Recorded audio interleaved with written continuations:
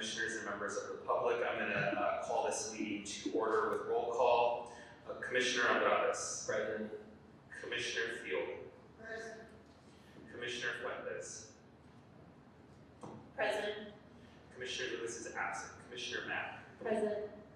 Commissioner Mesa is present. Commissioner Murray. Present. Commissioner Sanchez. Present. Commissioner Schlatter. Here. Commissioner Stein will be joining us. Commissioner Thomas will be joining us. Commissioner Yap will be joining us. We have a quorum. All right, for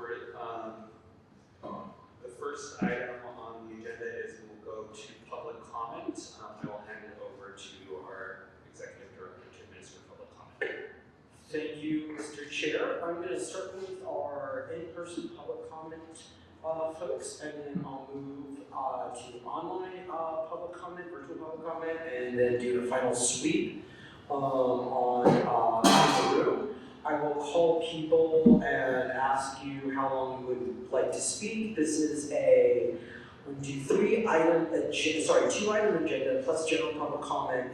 It's for a total of 3 minutes of public comment. And I will give a 30-second warning for however long you ask to speak for, 1, 2, or 3 minutes. I'm going to start, so we have 3 people signed up. Henry, Andrea, and Juan. Henry, Andrea, and Juan, if you could come up to the microphone and line up. Are you Henry? Yes. Okay, is that on? Yes. Zero. Switch.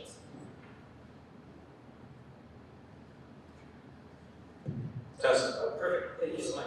All right, how long would you like? 3 minutes, please. Okay, I will let you know when we hit 30 seconds left. Okay. Ready when you are. Good afternoon. I want to talk today in support of the recommendations that Controller McGee has made for the Charter Reform Commission. I know today part of the discussion is on the government structure, and I want to talk about each of the items. Giving the controller an independent budget is an absolute must. We've seen what City Council has done to slash the authority and power and ability for the controller to hold the city accountable. And it's an absolute must that the controller has a dedicated minimum floor for a budget that he and he alone controls, so that he cannot be the victim of such vindictive policies and malicious practices. The second item is designating the controller as the city's chief financial officer, also further granting not only auditing authority, but also particularly possible policy practices that some of which frankly should not even be part of other offices, whether they be the CAO or otherwise. They really should fall in the controller's lap. Number 3, establishing minimum qualifications for the controller. At the very least, having a licensed CPA as well as somebody with an explicit finance and accounting college degree is an absolute must. Everybody that I've personally worked with, and in every other comparable city, has such requirements. It's actually frankly incredibly bizarre that one of the biggest cities in America does not have that minimum requirement. Number 4 is, if we talk about the auditing portion, we should clarify the controller's audit authority and ensure that we give him strong subpoena power, not just simply waiting and hoping and praying that other departments will simply fall in line and actually do their due diligence and work in good faith and hand over information and records rather than having to force it and compel it through court orders. Number 5, we should allow the controller to absolutely hire outside counsel. Unfortunately, sometimes it does resort to the point where you need to have a court intervene and step in and give mandates, as we're seeing right now with the LA Alliance v. City federal case regarding the homelessness fraud. Number 6 in particular is enshrining the controller's fraud-based abuse function. Without those programs and practices right now by this controller, and we've been very lucky to have somebody as filled with integrity as him. We did not have this capability, we did not have such a candidate in the past that was very gung-ho in holding the city accountable and its officials accountable, and we need to absolutely enshrine that into the city's charters. If we do not do this, what happens is that simply becomes a recommendation. It simply becomes a guideline that you can take into consideration, but by law you can completely ignore and no consequences will be reaped on you. And that's just not, it's absolutely corrupt to not have that comparable cities do have such a thing enshrined in their city as well as in their state constitution for any and all city and state officials, and it's an absolute must that LA has. And time, thank you so much. Alrighty, Andrea, and then one. 2 minutes, ready when you are. Can you bring that, sorry? A little bit, perfect. No worries. Right, go. Hello, I'm speaking in regards to item 2. My name is Sandra Romero, and I'm a member of Unite Your Local 11. As a worker and community member, I care about having a real voice in the local decisions that shape our communities.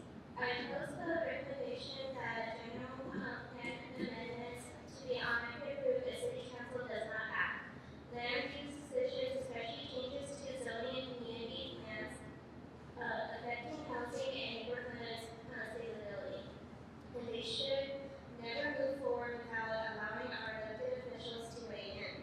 Allowing these decisions to be approved by default reduces transparency and accountability and limits community input. Changes of this significance should not be included in the city charter review. Please do not move forward with this recommendation. Thank you. Thank you so much. And last on the list. Here on the same item. Sorry, 1 or 2 minutes? Okay. Good afternoon, Commissioners. My name is Juan Munoz with Unite Your Local 11, the Hospitality Workers Union. As our member just mentioned, our union believes that our elected officials must retain land use authority over commercial development in both adjudicatory decisions as well as general plan amendments. We oppose the recommendation that general plan amendments be deemed approved if council does not act on them. This would mean that important land use decisions like community plans or projects that involve the most significant changes to zoning could be approved without elected lawmakers weighing in on what is indeed a change to Los Angeles city law. Additionally, the change could be made by city council without modifying the city charter, by city council ordinance, as it did for certain high-value projects. It does not belong in this charter reform. Please do not move forward with this recommendation. Thank you. Thank you so much. All right, before we come back to the room, we're going to go to virtual public comment. And I'll move for the record, Commissioner Stein is just fine. Alrighty, I'm going to call your name and we'll test the mic, and then you let me know if you have 1, 2, or 3 minutes, and I'll time you from there. Mike, can you hear us? Yes, I can hear you. Okay, Mike, 1, 2, 3. Great, 3 minutes. Go. Great. Michael Feinstein, corporate center on the mayor. Greetings from the Oaxacan coast. Saludos de la costa oaxaqueña. I'm in Mexico. I have 2 things to raise with you today. First, I sent you all an email, some of you a couple weeks ago, and the rest of you today, that for your January meeting, when you consider council enlargement, that you ask your staff to come back with a matrix of how all the different aspects of city government that you're looking at amending would affect council enlargement, so that it's all in one sort of place. Obviously, the land use decisions that you're talking about today affect council powers, how many council offices would be with a larger council, whether they're single-seat districts or multi-seat districts, the number of council members and their powers relative to the mayor, whether council members continue to have their same role vis-a-vis department heads, or would there be more of a city manager style government, as Rick Cole advocates to all, how different sized councils, whether they're in single seat or multi-seat districts, would affect how many council meetings are held, and then all the financial aspects that come with ranked choice voting, with having only 1 election instead of 2. So having that all in a single document, rather than holding your discussion is just going to have one commissioner or another bringing up one of those points during the course of the discussion, having a document in advance, I think, would be very helpful.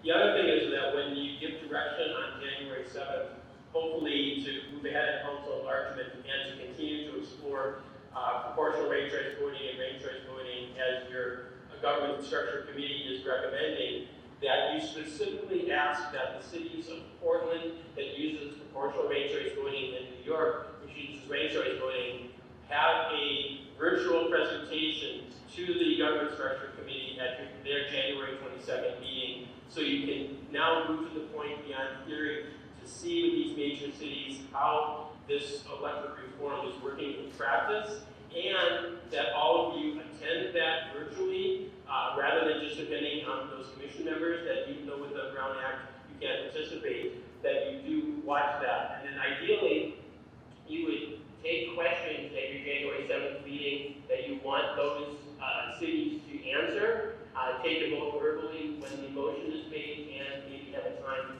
where we can submit further questions in writing that can 30 seconds. into presenters. And that's it. Thanks. Thank you, Nat. Our next speaker is going to be Carolina.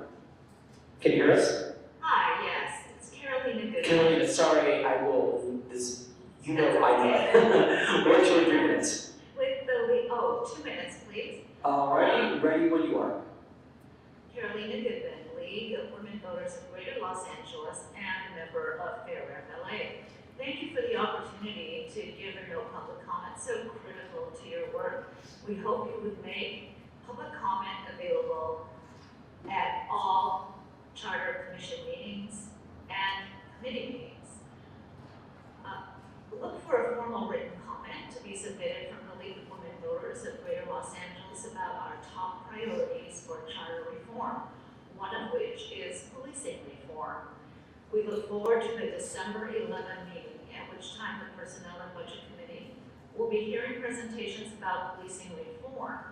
I know that you're looking for city officials to present and hope that you have reached out to Inspector General Matthew Barragan. Now, I'm speaking as an individual who has attended in person, remotely, or reviewed recordings of most of the meetings of the Charter Reform Commission. Given the very short timeline and the large number of recommendations you're considering for charter reform, I would suggest that you abandon committee meetings and meet weekly as a full commission in order to deliberate and make decisions about what to send along to City Council. Thank you very much. Thank you so much. Our next speaker is Brendan. Can you hear us, Brendan? Yes, I'd like 2 minutes. 2 minutes and go. Hi everyone, my name is Brendan Fisher. I am a member of LA Forward and Working Families Party here in Los Angeles.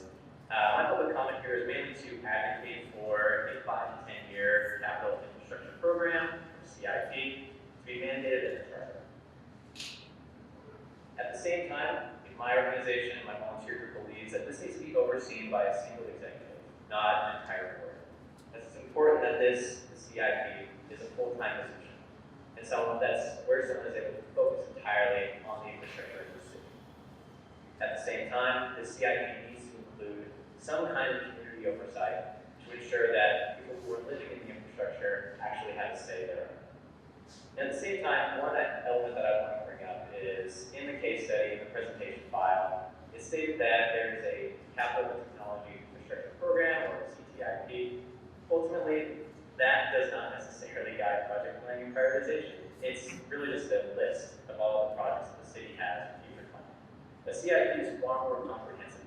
At the same time, it offers a clear vision that the city has for infrastructure investment and its priorities.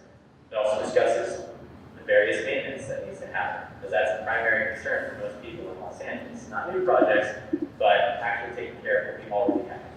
And simultaneously, this CIP will include a state of repair for all the assets in the city. Right now, it's not clear if there's even an inventory system, and at the same time, it's unclear how we could possibly guide project investment if we don't know the state of what we already have. At the same time, the CIP would highlight all current and future sources of funding and offer suggestions thereof. And then finally, discussion on any unfunded projects that are critical and need to be publicized in the event that certain circumstances require that.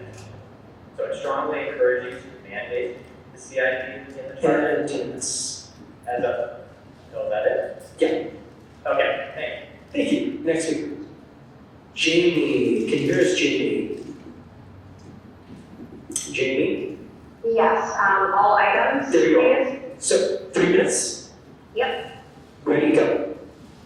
great. So first I want to say that I am strongly in favor of having a capital improvement plan. It is absolutely ridiculous that the city of LA does not have one. I have witnessed things in my neighborhood be destroyed by out of control cars, and then there's absolutely no money to replace those things because we don't build in repair of things into the way that we plan things. We don't build in maintenance. I also want to speak strongly in favor of a 2-year budgeting plan. I think that the process that we have now is incredibly rushed. I think that it doesn't allow us to take a long-term holistic holistic look at our budget, and I think that the fact that we are on a 1-year cycle encourages council to both underestimate expenditures and overestimate revenue in a way that's not realistic. I think that a 2-year budget plan would help that. I also wanted to speak about the mini grant list, which thank you for posting that, since like all the people who applied. But I have concerns. A lot of this just seems like it's stuff getting added into newsletters. I don't know how much effect that would have. I also have concern with the fact that one of the awardees is a newspaper. And so the fact that I think that there's an inherent conflict of interest when you have an outlet that is supposed to be reporting on the news about this commission, but yet is receiving money from this commission. I don't actually love that. I think that the news should be independent, and if you guys are seeking to have news articles generated, it shouldn't be because you're paying them, because that always adds in optics there. And lastly, the thing that I've been thinking about is that there's been so many things that haven't even been brought up in this commission. I know we're finally doing police reform next week, but why is it that we're just getting to that when that is the biggest line item in our budget? And whose choice was that? I think a lot about the times that you have sort of this tremendous power, tremendous opportunity to do something to change the city, to do something to better the city. And what does it mean when you're a person who sits on your hands for the status quo? What does it mean when it sort of feels like the staff is running the commission rather than the commission running the staff? And that's been the impression that I've gotten this entire process. I'm glad that we finally have telephonic public comment at least some of these meetings. 30 seconds. Been at the one yesterday, and I couldn't do that. Also, my neighborhood council has a CIS that we filed. It wasn't added into this agenda until I emailed to get it, so I will be back for that. Thank you so much. But also, please make sure you're adding the CISs from neighborhood councils because you're supposed to be. Thanks. Next speaker. Lionel, can you hear us? Yes, I can hear you. Thank you. Okay, how much time? All minutes, please. 3 minutes, good. Yes, thank you. Lionel Myers, the budget advocate. Speaking on my own behalf, I'd like to echo the comments made by my friend Jamie York and by Mike Feinstein. And I'd like to thank Frank Schultz for publishing that news article yesterday from KPCC Elias. Thank you so much, Frank Schultz. And I'd like to thank all the activists, Rob Pond and and everyone else for their advocacy. I am concerned about the charter reforms work, the staff reports. I've heard from others. I'm very concerned because this is our only opportunity to make LA better for everyone, to make LA work for everyone. And we need to reform civil service. We need to streamline the hiring process for non-sworn civilian employees so that the city provides the services that it needs to all Angelinos, because there are many vacancies, and I'm concerned about the budget and the fiscal emergency is going to have an impact to services. I do not want layoffs. We have to find a way to prevent layoffs for non-sworn civilian employees, because what Jamie said, they have the biggest budget, and it's not fair for other departments to suffer the price because of the city's financial management. I have urged everyone, budget advocates alike, to take action on this issue. We must protect the city's services from further decay, infrastructure, and I hope that this charter commission will pay attention. I also like to thank Raymond Meza for being put in Elias on Frank Schultz. I'm reading the articles. Even though I'm on vacation right now, I will still continue advocating for the city of Los Angeles because I care, and it's my hometown. We must reform our government. We must do it. We must combat lobbyists. We must fight corruption because we're paying our taxes, and it's not fair for all working class Angelinos to have to pay more and more and not get services that they desire, that they need. Thank you very much. Happy holidays. Thank you. You as well. Happy holidays. Next speaker. And that's it. I'll do one final sweep of the room.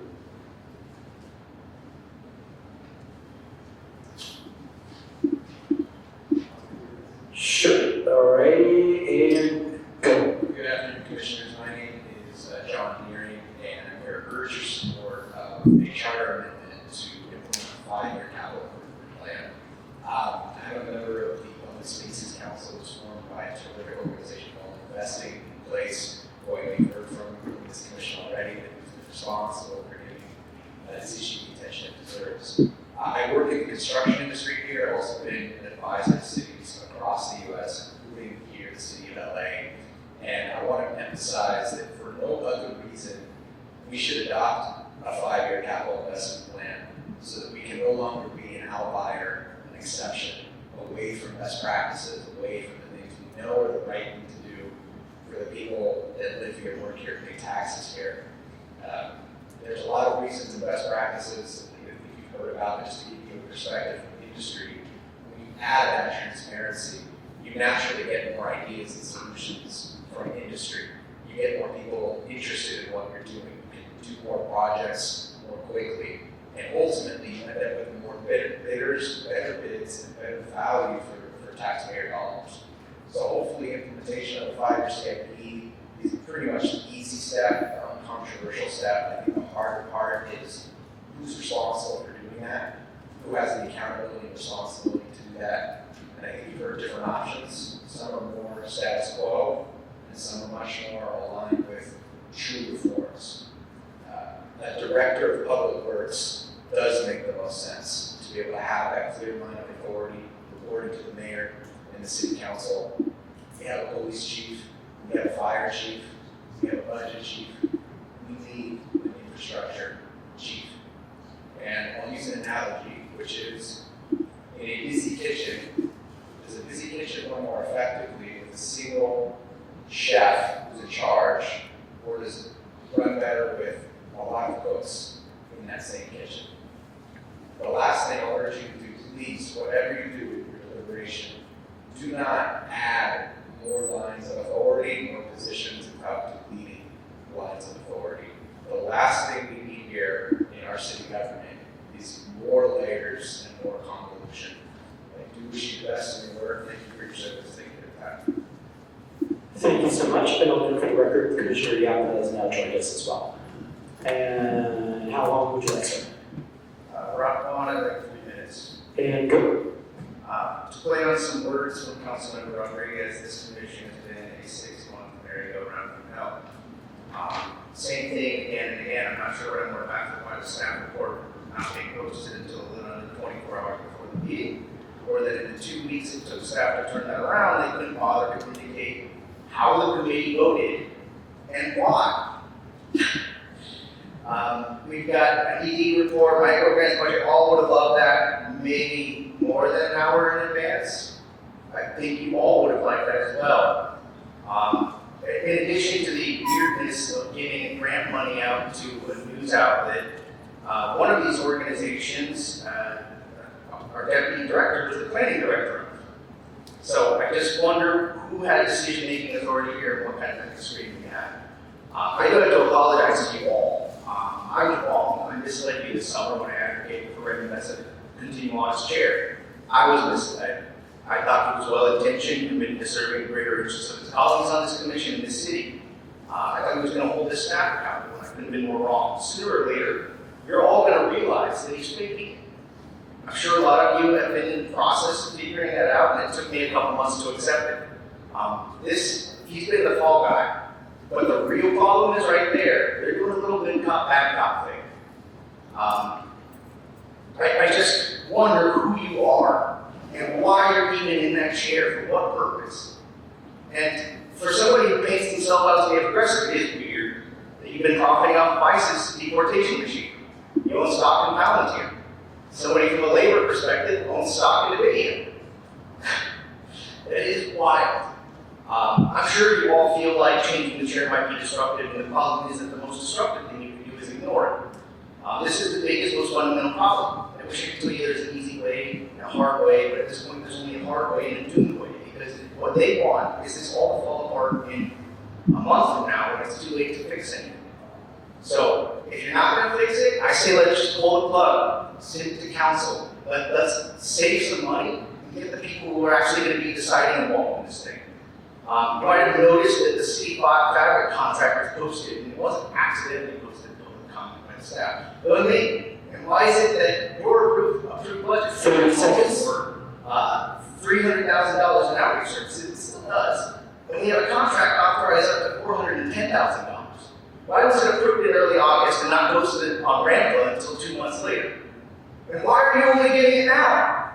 You've all been asking for transparency. This is not, I know you have a lot of policy work ahead of you, there's so much ahead, but this has been a reoccurring problem. Are you going to fix this? Do you realize how the people who run the redistricting commission have so much shame for how that went on? It's not going to be a source of fire resume, it's going to be a blemish. Our next speaker, and last call. Anyone after? Yep. How long? 3 minutes? All right, when are you going? So a little closer to the mic there. Perfect, go. 2 committees so far. I've heard from a group that has been advocating for AI protections.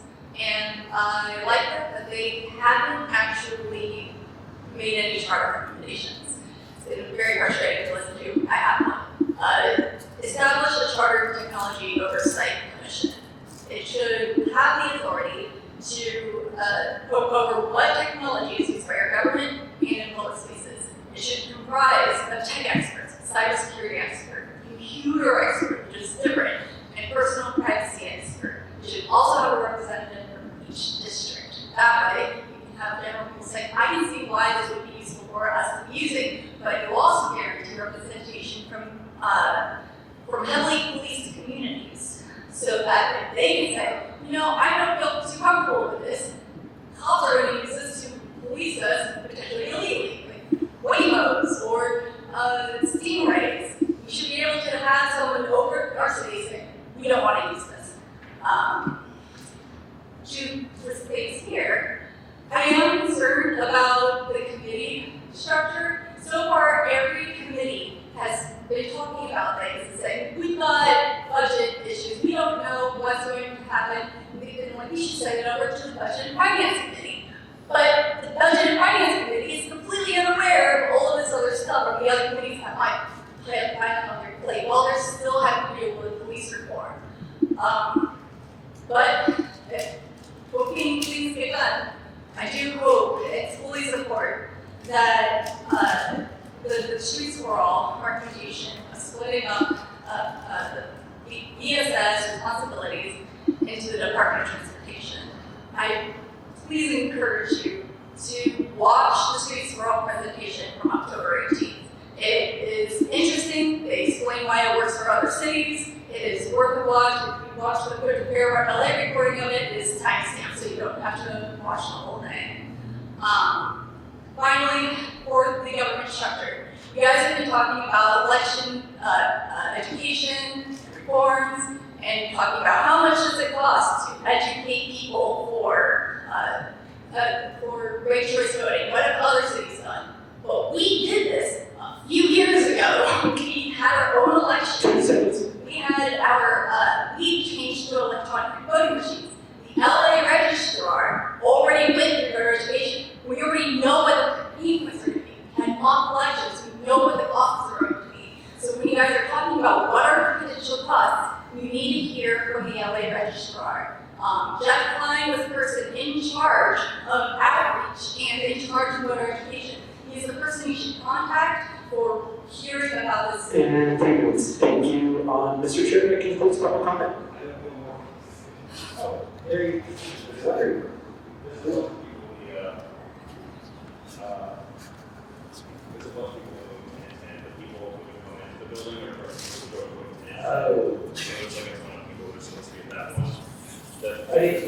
Are they coming down? I looked up and I told them, go to 350, and then a couple people are coming down. We're going to go up there and double check and make sure that everyone comes down. It's always been posted, I think, in this room, but we back and forth again. Thank you for letting us know. Not a problem. I think, Sure. thank you very much. Okay. All right, good evening, Commissioners. My name is David Szabo, Executive Director of Equitable Advanced LA, sitting member of the Equitable Council, and hopefully a member of that Council's Planning and Land Use Committee, which is one of the fastest building areas of Los Angeles. I'm also involved in architectural nonprofits focused on wildfire recovery and resilient design. I mention this all because I've seen the breakdown between planning and infrastructure up close repeatedly and far more often than any improving good faith should have to. What you're addressing in this process is not abstract. It affects residents, builders, planners, and community organizations every single day. We are assembling a 30-plus item cross-organization charter form reference sheet with contributors from many representatives. This commission has a rare, time-bound opportunity to fix structural problems that the public experiences constantly. First, Los Angeles must adopt mandatory 6-year general plan updates and a long horizon metropolitan vision embedded directly into the charter. That vision should affirm long-term priorities about walkability and density in the neighborhoods already built for it: downtown, Hollywood, Koreatown, Century City, and other transit-rich urban centers.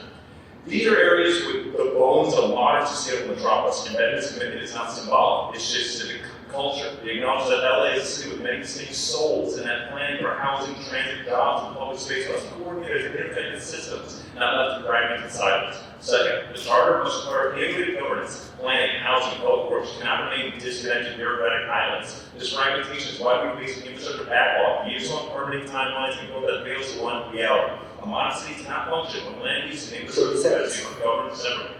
Third, the charter so far codes height and density limits to another area. These constraints must be removed. A charter should never dictate building forms. Plans and ordinances should. Fourth, we support creating a unified Department of Streets and Sanitation, consolidating scatter responsibilities while fully protecting labor. When economy is clear, service improves. Finally, to ensure LA never again falls decades behind planning governments, we strongly encourage adoption of automatic charter update commissions every 10 years. Cities evolve, their constitution must evolve with them. And thank you, Tim. Thank you. Perfect. Okay. Thank you as well. Right, we now move on to our next item on the agenda, which are neighborhood council community impact statements. I am aware of one, but if there are others as well, please raise your hand virtually or in the room. And I do see a hand raised virtually.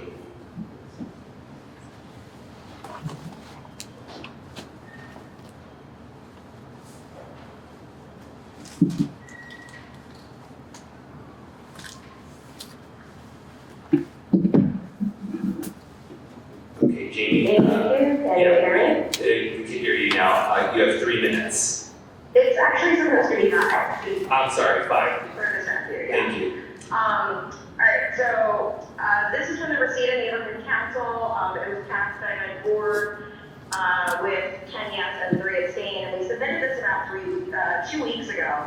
So I'm a little bit confused as to why it was not listed with your documents until I emailed, but that kind of seems to be par for the course with all those other documents going up late. So this is a large CIS that talks about a lot of planning and infrastructure issues. So LA DOT and VSS have been chronically understaffed and under-resourced. Despite being asked to do more than ever amid an ever-degrading infrastructure, their capacity is lower than it was a decade ago. Budget challenges have resulted in fewer resources to manage our streets, leading to an increasing reliance on expensive outside contractors. In addition to improper staffing and chronic underfunding of relevant departments, the illogical segmentation of city departments and responsibilities leads to inherent inefficiencies that must be addressed in a time of fiscal distress. For example, the city fails to meet even basic accessibility requirements, including Section 504 of the Rehabilitation Act of 1973, which legally requires cities to reconstruct all curb ramps that are not ADA compliant when repaving. At current funding levels of 200 curb ramps per year, it would be impossible to comply with this federal requirement. After the passage of Metro HLA, the city has its own legal requirement to upgrade certain active transportation and transit infrastructure during street maintenance. Rather than face this head on, the city has instead deferred maintenance for years. We reiterate our ask for crucial changes to our city budgeting practices and department organization, funding, and staffing. Make LA DOT a chartered department that has a responsibility to design, construct, excavate, and maintain streets and sidewalks, property line to property line, essentially moving the duties of Streets LA to LA DOT. This is in line with most large cities where the department that manages street safety and traffic flow also has the ability to effectively build and maintain streets and sidewalks.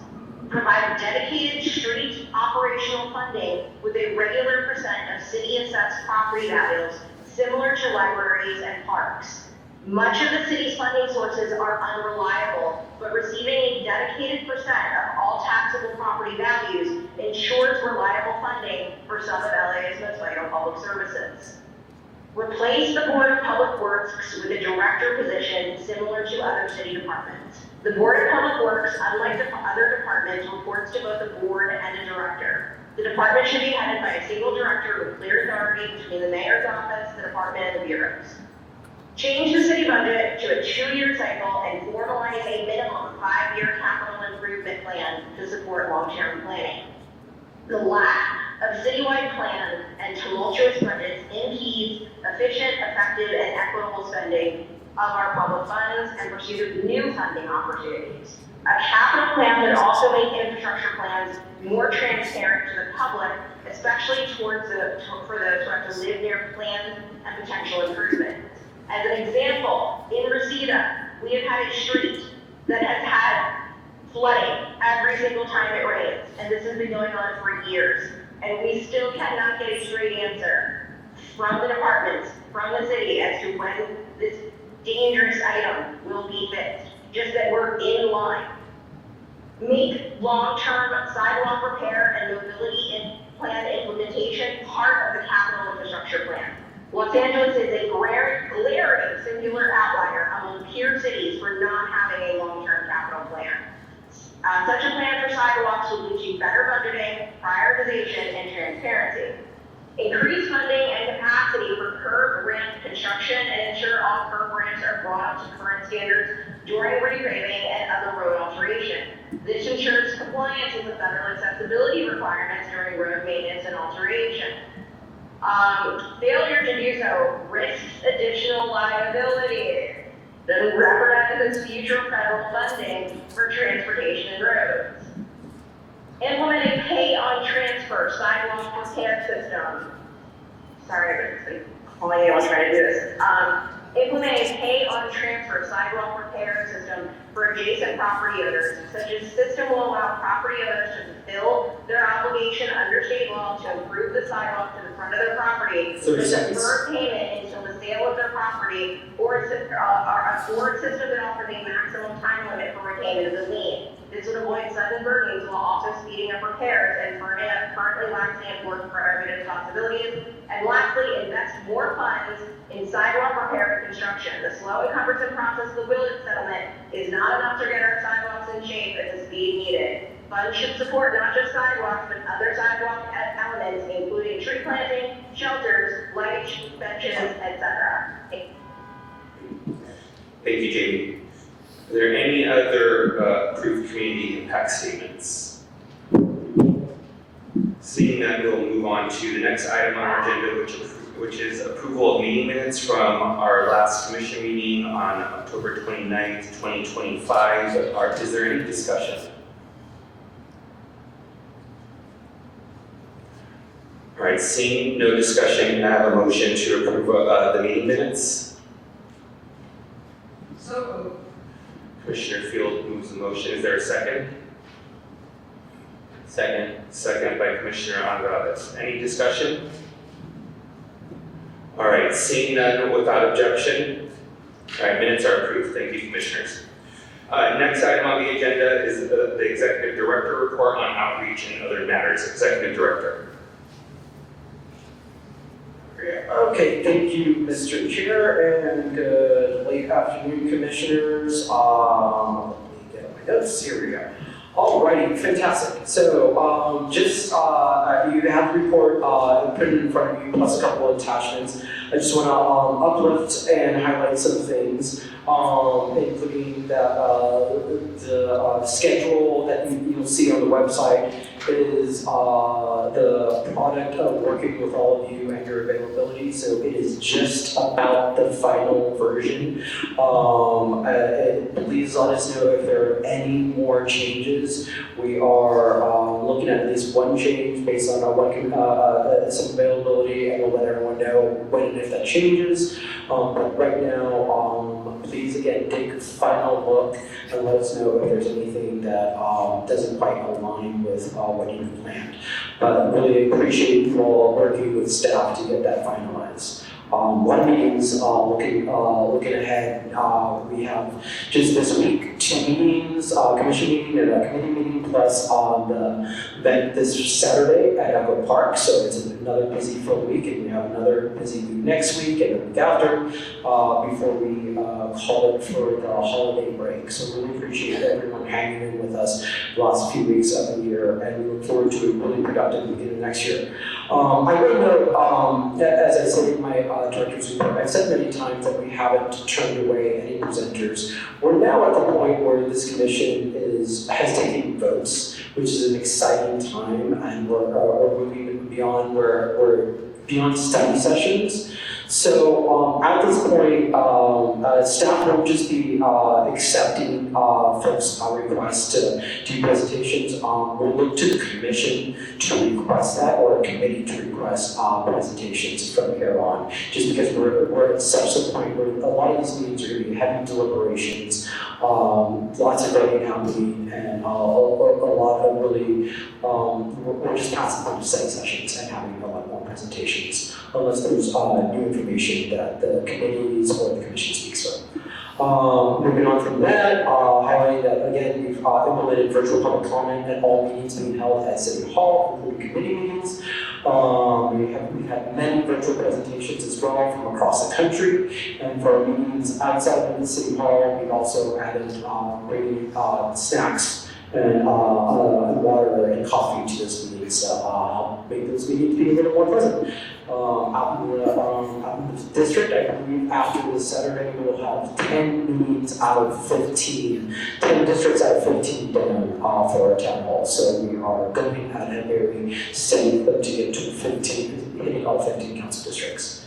Events, committee meetings, and lots more. We had a co-hosted virtual town hall with Empower LA. We had about 90 participants at that from 9 neighborhood councils. Again, our Echo Park Town Hall open house on Saturday. I did clear, so you know, I did triple check with city attorneys. I wasn't able to write the entire commission to it because it would become a Brown Act meeting. So I reached out to several of you.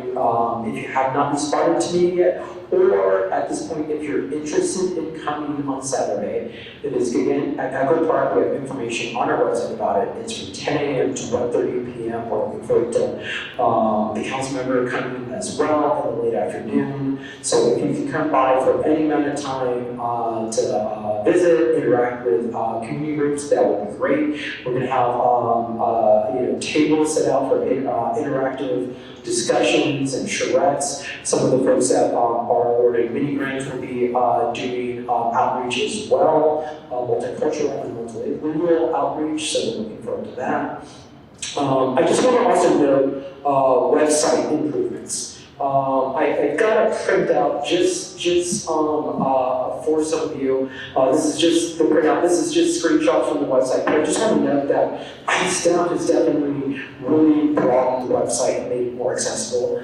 We've gotten some requests from commissioners like, oh, where can I find this and that? And we're now happy to point commissioners to these various links on the website. You'll see on page 1, we have commission meetings, resource materials, neighborhood council information. You scroll down even further, you have on the next page you'll have resources and materials that we have. They're all pretty well organized, I think, on that page. Hopefully you'll all find that helpful. More information on different tabs about the commissions, their links to each commissioner and their email addresses, and as well as the staff. And we have information on neighborhood councils and submitting CISs. So it's a pretty good website. We're happy to, of course, take more input from everyone on more thoughts on making it better. But I think we've got it to a pretty good place where it's pretty user friendly. Also, we're working on the Spanish language video presser. We'll likely do next week with Vice Chair Sanchez, who speaks wonderfully fluent Spanish, so we're looking forward to doing some Spanish media outreach next week. Couple other notes, you'll see, I did print out the list of the applicants. All applicants ended up being awarded some amount of funds, so that's the full list of applicants. And I do have a budget there, I have those questions, it's just some snapshots about the budget. I did include some additional information on, now that we, again, we've had these meetings for a number of months, I have a better grasp of what the translation cost is going to be. And we did find out, there's additional security costs for when we have meetings at City Hall. Any meeting at City Hall that starts after 3 p.m., we are required to pay for police to be present at. So that's an additional cost that I've also included into it. As I noted before, the city clerk's office now has our budget. Staff is finally moved over into being paid by city clerk. That's a recent update. So we still have reimbursements to go to various offices that were paying staff before we were moved over to city clerk. So that's not, so we have a lot of invoices that still haven't been reflected, that still haven't hit our budget per se, but they're still reflected and they're still encompassed in the budget that I have presented to you in detail. Just transfers and payments haven't been up, but we haven't gone outside of the budget yet. I think that is the bulk. Let me check my notes. I've talked about everything that I wanted to hit. Okay, that is the bulk of my report. Happy to take some questions. Commissioner Steinfield Fuentes in the queue. Commissioner Stein. Thank you. I'm going to go with the easiest question first. I have several others. We have about 40 people online right now. And all 40 are going to listen to my questions. That's great. I know that budgeting is always difficult. And I believe that the commission was given a $1 million budget, which sounds like a lot of money, but at the same time, it's got to go a long way.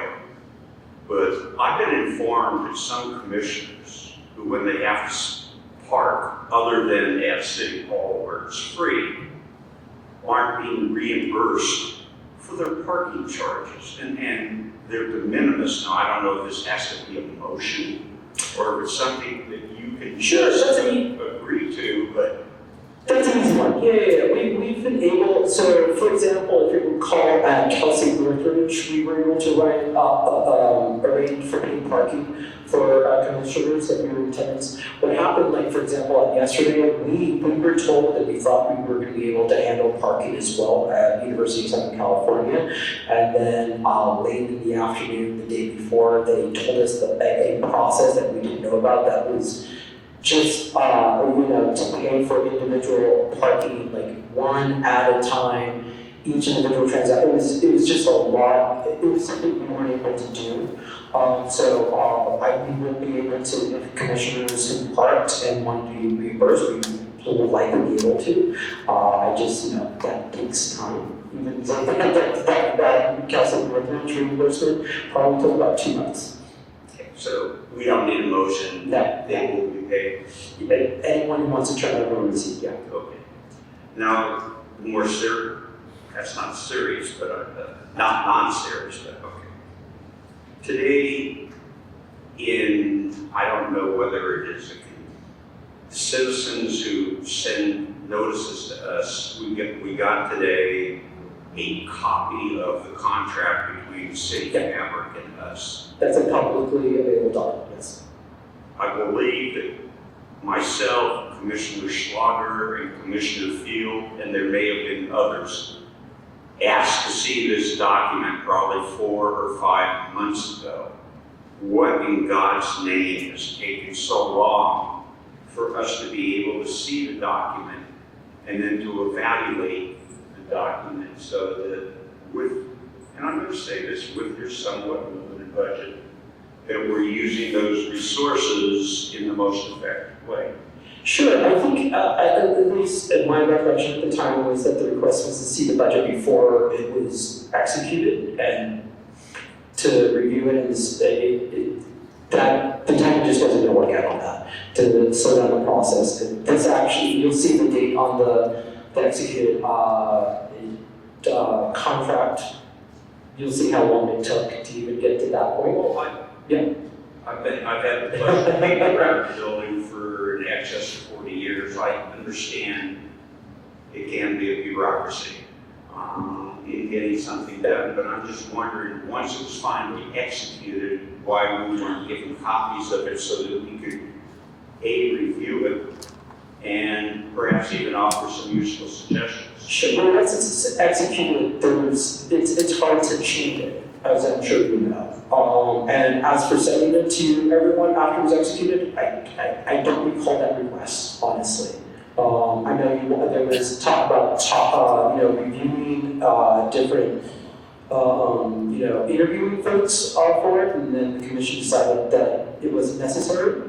I just don't I do not remember a request to see the contract. But it is it's going to be a publicly available contract. All contracts with the city get posted on the website, on your website. Yeah. My question is, I do know that we brought this up, at least I did, and again, I think other commissioners joined in at the time, that you, as the executive director, were going to give us progress reports of exactly what City Fabric was doing, whether it be on a weekly basis, whether it be on a bi-weekly basis, whether it be on a monthly basis, and that would be a written document that would be given to all members of the commission for their review and making certain determinations. What happened with that? It's my executive director report. I don't remember ever being requested to give a City Fabric specific report for review and discussion. I don't remember that. That's part of my executive director report on package. I don't include metrics for each time. My recollection is a teeny bit different. It's that I think we did ask you to do it and supply it. And this isn't meant as a criticism or to create animosity between us, but as commissioners, shouldn't we be entitled to a written report that all 12 of us, I guess that's going to be the magic number for this commission, foreseeable future, can evaluate and then ask questions, whether it be of you, the executive director, or City Fabric itself. And if you don't recall that, then I don't know, it takes a motion, but in your executive director's report for the future, could we have before the report an evaluation of what is being done for the outreach program? Sure. How much is being spent for each? The second part will be a little more difficult because it gets into the invoicing part, and I've got to see where invoicing is. So I definitely get reports from them that I'm happy to share with the commission without the need for a motion. Okay, those are my questions. Commissioner Field. Thank you. I think the report is getting more complete, which I appreciate, and I appreciate the budget overview, which I think we did see a version of it a while ago. I do want to say on the budget, we don't meet regularly, right? Our meetings, and so for example, this month we've seen what you have, it's fine. I'm thinking that maybe once a month, so sometime in January, in addition to sort of what the allocations are. What is spent? It's sort of what's been spent so far. Or is that something that our horrible bureaucracy can't provide? This is something that this commission is definitely entitled to fix. We're going to fix. The invoicing process, and we're in the city clerk's team right now. We are an additional, I'll be honest, burden to them. No staff was added to them, and they've had staff cuts. It's every successive budgeting process over the years, so we are an additional responsibility. So, for example, what I brought, the screenshot that I pasted in the last report was what they had given me, which was just not an accurate reflection of, again, transfers hadn't been made for staff, invoices hadn't been processed, some invoices were processed in other offices, so it wasn't really an accurate picture. I don't know if I can get a monthly accurate picture from them. I can always ask for more, but I've got invoices that I'm paying 2 months later and asking if they can process. But again, we are an additional, we were given to them and not with additional stuff. No, and I do think that's the sort of incredible dysfunction of our beloved city that maybe we can do something about. It's quite unbelievable, some of what we've learned from you and we've heard before this commission. And I refuse to throw city clerk staff under the bus. They're doing the best that they can, or staff really, they're doing the best that they can with the resources that they have. I am working with them, I'm paying them. They've been helpful along the process as much as they can, but this is a department that services a lot of people, including council, so yeah. Okay, and setting that stuff aside, I have one clarification, please, on the second paragraph. Additional presentation request. I guess I want to be clear that, for example, I'm on the committee chaired by Commissioner Mack. We've just started meeting, and we have, I think, one more before the holidays, or maybe two. But I guess what I'm saying is, as we move forward, we may have new requests, and I don't want to, I'm just hoping it isn't a big deal, like if we get to the point where we realize, oh my goodness, we have to hear from so-and-so to fill in a blank spot on our knowledge base. I hope we would be able to do that, if so-and-so is available, obviously. That's what I was like to this commission to add. I think my point earlier is just if ACME comes to us and says we'd like to do a presentation on some subject, I'm going to throw zoos under the bus on zoos. Great, that's interesting. I've got to ask a committee or a commission if they want to add this. I'm just not going to be, I've said many times I haven't turned anyone away. I've got to stop saying that. I've got to now defer to you all, but this is something I think it's appropriate at this time for me to pass this on to you, especially as these committees are fully running and you've really gotten to this point where you're good. Thank you. I misunderstood. I thought you meant you wouldn't be accepting our requests. No, sorry. I meant, if that wasn't clear, I meant again, if ACME comes in and says, hey, maybe ACME Community Neighborhood Group Association comes in and says, I'm going to defer to the commissioners and committees, would you like to hear this? Totally makes sense. Thank you for that. Commissioner Fuentes. Thank you for sending us this little website update. I was just wondering if your executive director reports are featured or organized on the website yet either. That was posted earlier today as well. No, I mean in the organizing tabs. Where we can. No, we definitely, so they're listed with each for commission meeting and they stay there, so we can definitely add if they could be added to one of the other categories, I feel like it would be easier.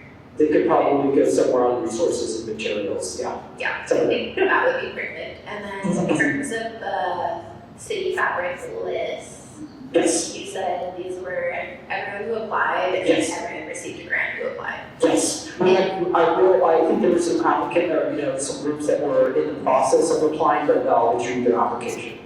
That makes sense.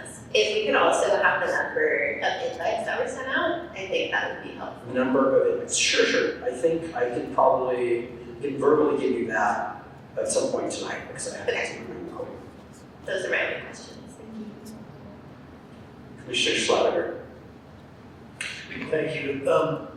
Could I just provide or ask for some clarity on this process of setting up the presentations? Sure. For efficiency's sake, I would like to recommend that requests to the staff be presented then to the committee or commission chair or chairs to determine on what agenda those go. It's my understanding that the committee chairs or the commission chair set the agendas, and if you wait to have a discussion with the full committee or the full commission, you're gonna lose critical time. And toward that, and if we as individual commissioners want to either forward a request or have a request, it's my recommendation that we would be sending that then to you, the staff, so you could field that accordingly. So I was just hoping whether that clarification is acceptable for efficiency purposes. I'll be honest, I was either I was going to go that way, or the way I ended up doing it was an even split. And I actually said to someone, like, if they want me to go to just the chairs, I think that's fine too. So that makes sense. If that's what this commission, you can. So I'm not speaking for the body. Yeah, That's my recommendation, and Mr. Chair, however you want to field that. Any commissioners opposed to that recommendation?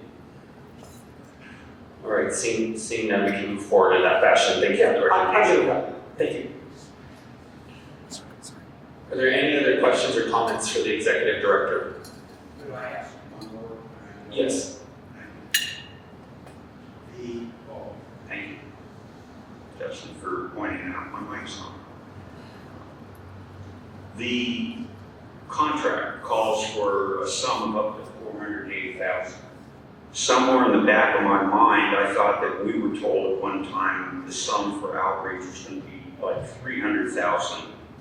Where did the other $100,000 all of a sudden get added to the contract? So it's a couple of things. One, even the length of the contract goes further than we might use it, and that was consultation with the city attorney, who said put it longer than you might use it, so you don't need to go through an extension, and put more than you might use, so you again don't need to go to an extension. I'm still staying within the budget of what I've laid out, and that's my plan, but it was in consultation with city attorney's contracting staff that advised those two things as common practice that they do. So I took their advice. My other question is on the contract that we actually got today. Was that sent by staff? Because it sort of like came from staff, but it also came, it was actually just letters. Yeah, it was submitted by Publicom. So it wasn't, okay, it was submitted by Publicom. Yeah. Okay. But again, publicly, it's Publicom. Thank you. Those are my questions, Mr. Chair. Thank you, commissioners. We'll now move on to item number 1 on the agenda, which is personnel, budget, and government structure. A presentation from the CAO, Matt Szabo. Matt, welcome. Thank you for joining us.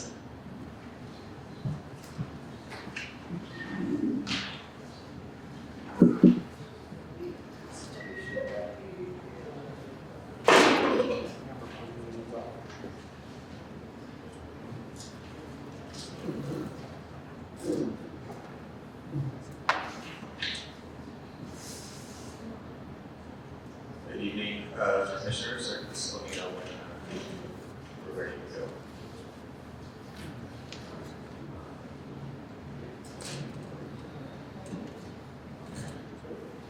Okay. All right, thank you very much. Thank you, Mr. Chair and members of the committee, Matt Szabo. Excuse me, I don't think that mic is adjusted quite right. I'm having trouble, and I don't know if the audience can hear. Does that work? Yeah. Is that working? Okay. I want to try to get it so that I can see the page. But yes, if you can't hear me, just wave your arms, and I will adjust it. Matt Szabo, City Administrative Officer. I was before the Government Structure Committee fairly recently to just describe. I gave an informational presentation on the role of the CAO in the city of Los Angeles. Today, I'm here to discuss options or potential option in moving to a 2-year, multi-year budget cycle. I know that one of the committees heard last night from our city controller, and I'll tell you, the controller and I whatsoever, but what you will hear very many similarities between the controller's discussion and what I would recommend if we are considering moving to a two-year budget. So I will, we can go to the next slide. Thank you. So what we'll cover today, I'll try to get through this as quickly as possible so that we can have time for questions at your pleasure. So I do want to walk through where we are and the challenges that these my office sees with the current process and the current structure. There are strengths and there are weaknesses. We'll talk about those. We also looked at other cities. There are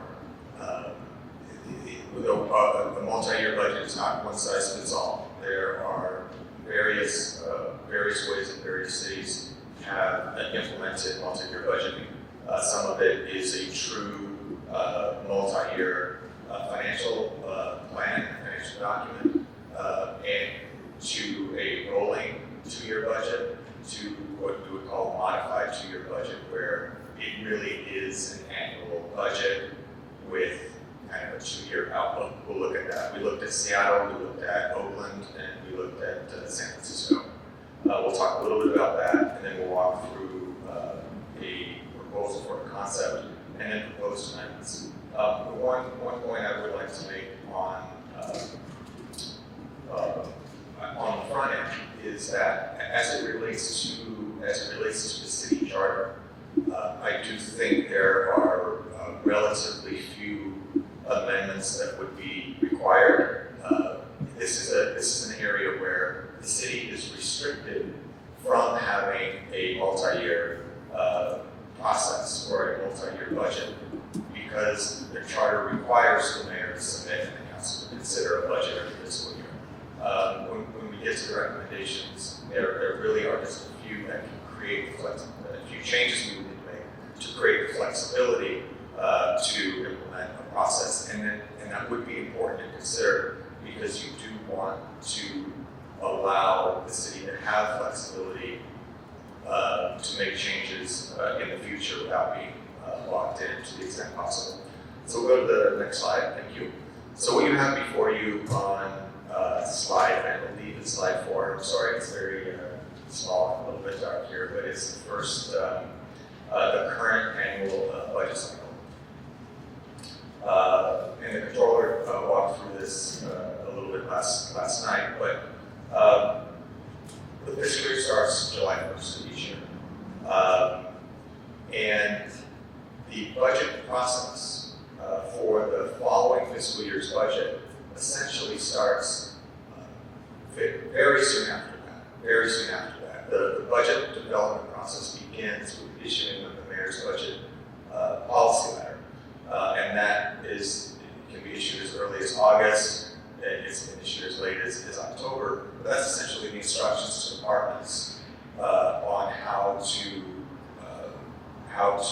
construct their budget proposals. The departments then submit budget proposals for the following fiscal year in November. They submit those proposals to my office and to the mayor's office. We then spend the next several months in review and budget development. First, my office reviews and analyzes the budget proposals, makes recommendations to the mayor. The mayor then makes decisions on what will be in her proposed budget to the council, which is then due on the 20th of April. The council then has several weeks of hearings. Budget is adopted by June 1st, and then of course it goes into effect in July. You can almost see it off the page. The clear negative of this annual process is that we are literally starting the process for making decisions on appropriation of additional funds for existing programs or new funds or new programs without any institutionalized evaluation of the budget that we just passed. We passed the budget in July, and as early as August, the mayor's already making recommendations for what the next year's budget is going to look like without the benefit of analysis evaluation of what the current year's budget is actually produced. In fact, we go to the next slide, and I do want to point out, as that process is happening, we do have, and I will cite this as a strength of our current structure. We do have a system in place that allows the city to make adjustments as necessary. My office issues 4 financial status reports. Those are not new budgets, but they do provide adjustments and do make recommendations on adjustments that the council approves and the mayor concurs with throughout the course of the year to ensure that the budget stays on track with what gets approved in July. This is an important tool. This is a tool that should be maintained. It has allowed the city to respond to changing circumstances. The largest of which was during the first COVID year, when we had really no idea what the picture was going to look like. When the budget was adopted that year, the council didn't even hold hearings on the mayor's proposed budget. It was just adopted as proposed by the mayor. We had no real sense of what the COVID shutdown, the impact of the COVID shutdown, or the extent of the impact would be on revenue. Of course, it was devastating, and it was only a few months of the fiscal year that we were projecting a mid-year deficit of about $600 million that first COVID year.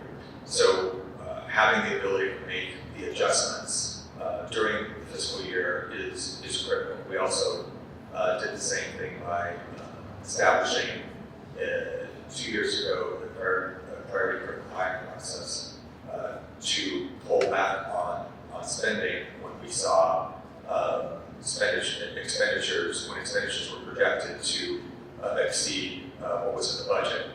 We were able to institute some spending limits mid-year, which was important. So if we go to the next slide, thank you.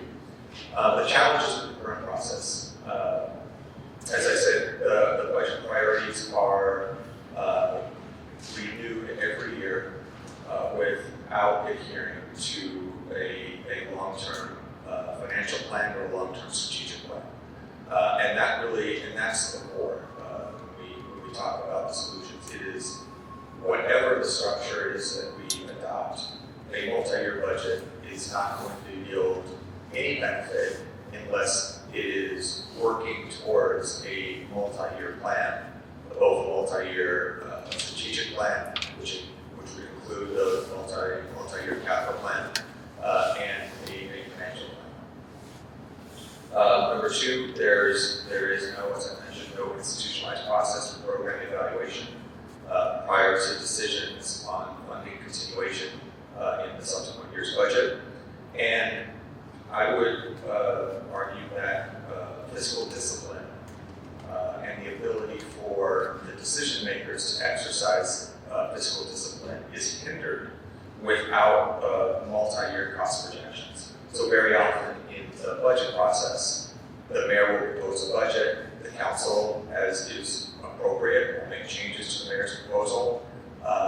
There are always additional requests that departments will make, and it may seem like a good idea, it may seem like it doesn't have that much of an impact, but there's really no consideration of the multi-year impacts. Of course, my office tries to make that clear in our budget memos when we are advising the council on changes to the mayor's budget.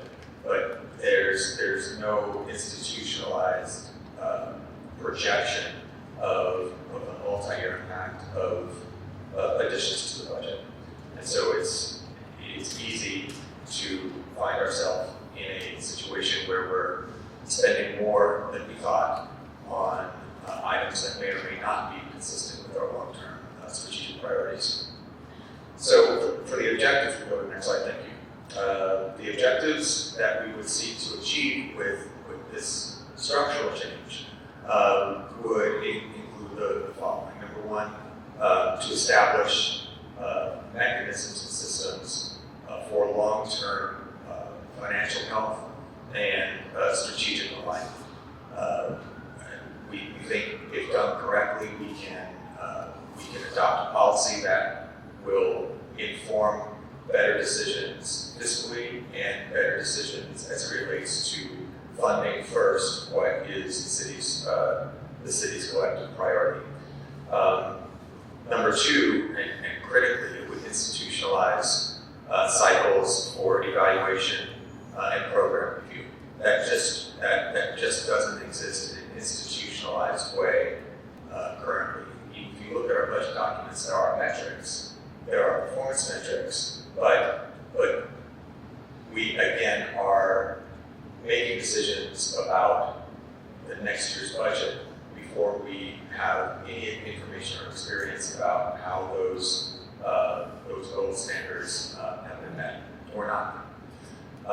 And again, and number three is similar to number two, is that it would ensure that new programs are evaluated before expansion or continuation. I will very briefly go through the case studies. I can provide more information and much more detailed information about what we found in looking at Oakland, San Francisco, and Seattle. But basically I'll just describe the three models that we found that these three cities represent. Three models of concept budget. Oakland has what we would refer to as a true 2-year budget. They adopt the budget for a 2-year period. They do have 2 fiscal years. And by the way, we would not in any way recommend changing the fiscal year or extending the fiscal year. We would keep the fiscal years. But in Oakland's case, they adopt a 2-year budget for a 2-year period, for 2 fiscal years. They are distinct and limited, so you would appropriate dollars for fiscal 26-27 and fiscal 27-28. You would not be able to spend fiscal 27-28's dollars in fiscal 26-27. So it's limited to fiscal years. And then at the end of the first year, there is a mid-cycle review process that will make adjustments as necessary to adhere to the adopted 2-year budget. And that would be an important component of any multi-year budget because there will necessarily need to be adjustments on revenue projections and on expenditures to the extent that costs increase in that second year beyond projections. San Francisco has a rolling 2-year budget. And what I mean by rolling 2-year budget is they have the process, they adopt a 2-year budget every year.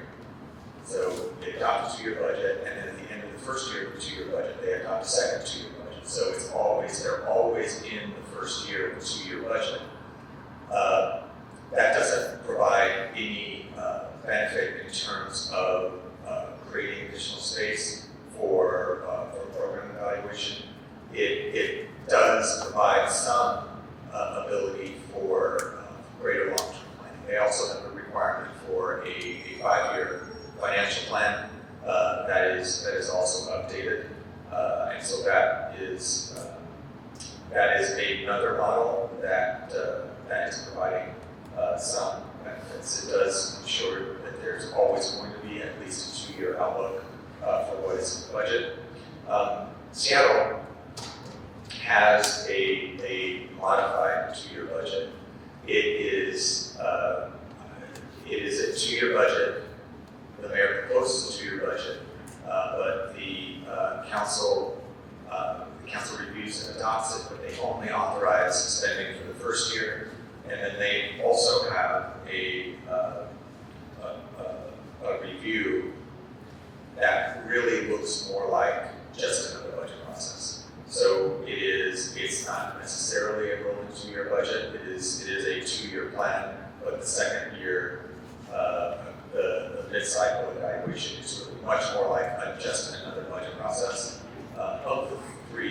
that this is the one that I certainly would recommend because it really is just a different way of doing an annual budget with some modicum of a 2-year plan. So as it relates to our takeaways from the case studies, the benefits, all of them did include longer term, a longer planning horizon, some more time for program evaluation, certainly in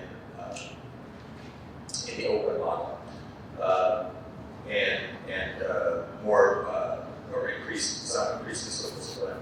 The risks, and then there's a risk that exists with any multi-year budgeting cycle, is revenue forecasting. That it's difficult enough to project revenue for the next year, particularly for Los Angeles, that is so heavily reliant on revenue sources that are sensitive to fluctuations in the economy. It would be easier for cities that rely principally on property tax, which is the city of LA's tax is by far the most stable and consistent. There is the risks do also include lots of flexibility, and then again with any multi-year cycle, there's going to be term changes, election cycles, and that can be addressed, I think, depending on the timing of the implementation. But what is essential, regardless of the structure, is the implementation and the establishment and the requirement of a multi-year strategic plan, a multi-year financial plan, and required and institutionalized evaluation procedures. So the concept that we would recommend this body consider would be much closer to the open style of a true 2-year budget. It would be a 2-year budget cycle and we would maintain the current fiscal year calendar, so we're not changing that. We would use the off year, the mid-cycle, to hold evaluation and performance hearings. It would start with a biennial strategic plan.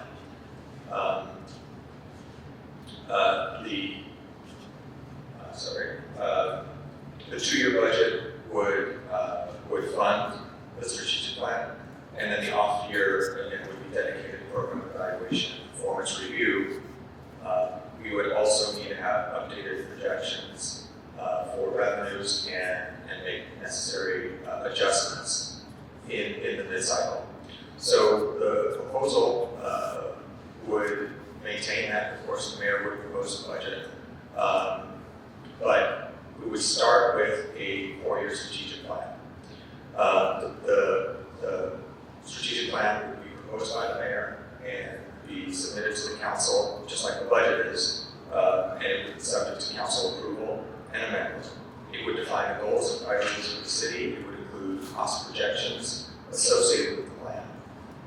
It would identify performance standards and metrics that the long-term objectives would be measured by, and it would link departmental programs to long-term outcomes. So it would be updated. It would be updated every 2 years, but we would recommend a 4-year strategic plan that is consistent with our 4-year budget outlook.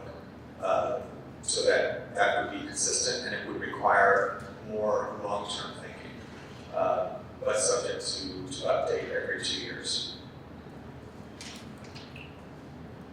So in the first year, the transition year, there would be and this would require a fairly tight turnaround, but we would recommend that the multi-year strategic plan be issued by the mayor and considered by the council by February. Then in April, the mayor would issue the 2-year budget that would fund the strategic plan. Council would hold hearings just as they do currently on that budget, and it would be adopted by June 1st for implementation July 1st. Then in the first year of the new new budget cycle.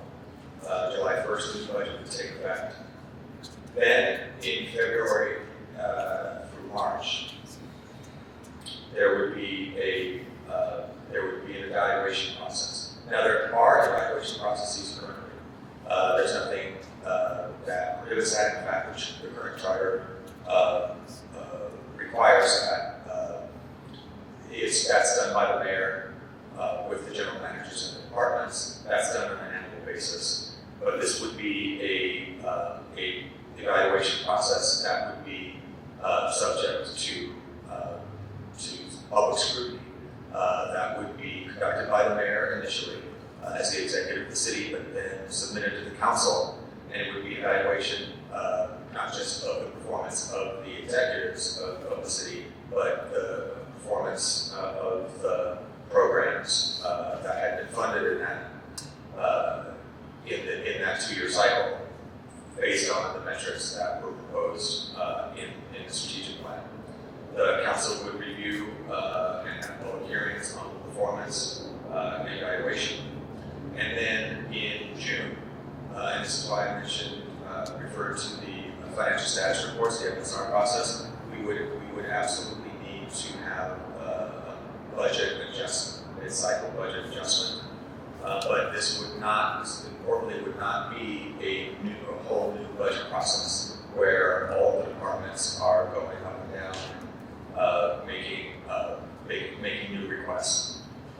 We would include revised revenue and spending projections, and would recommend adjustments only to the extent that they are required to meet the goals of the 2-year budget as proposed by the mayor and adopted by the council. This is also where interim budget requests would be considered. This is also an important measure for fiscal discipline. We have a budget, and departments, although they are often asked or told not to submit interim budget requests, they very often, on a regular basis, will submit interim budget requests. Having a point in time when the 2-year budget would be reviewed and adjusted would also be the place that interim budget requests would be considered, and that would help with the one-offism that, if we just do this over here and just do that over there, all of a sudden we're talking about real money. We wonder, going into the next fiscal year, where did all the money go and why didn't it go to the long-term priorities that we've already established? So that would help limit that.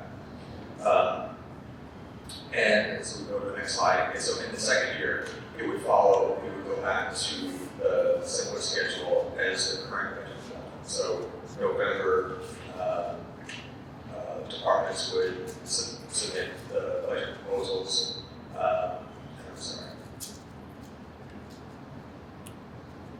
November, departments would submit budget proposals. December through April would be the development of the mayor's proposed annual budget. May, council would hold the hearings, and then they would adopt the budget by June 1st. As we get into the cycle, the strategic plan would be updated. So the 4-year strategic plan would be updated every 2 years, or we would recommend to be updated every 2 years, prior to the departments submitting the budget for the next 2-year cycle. So the mayor would need to propose the budget, propose the strategic plan in the first time out in February.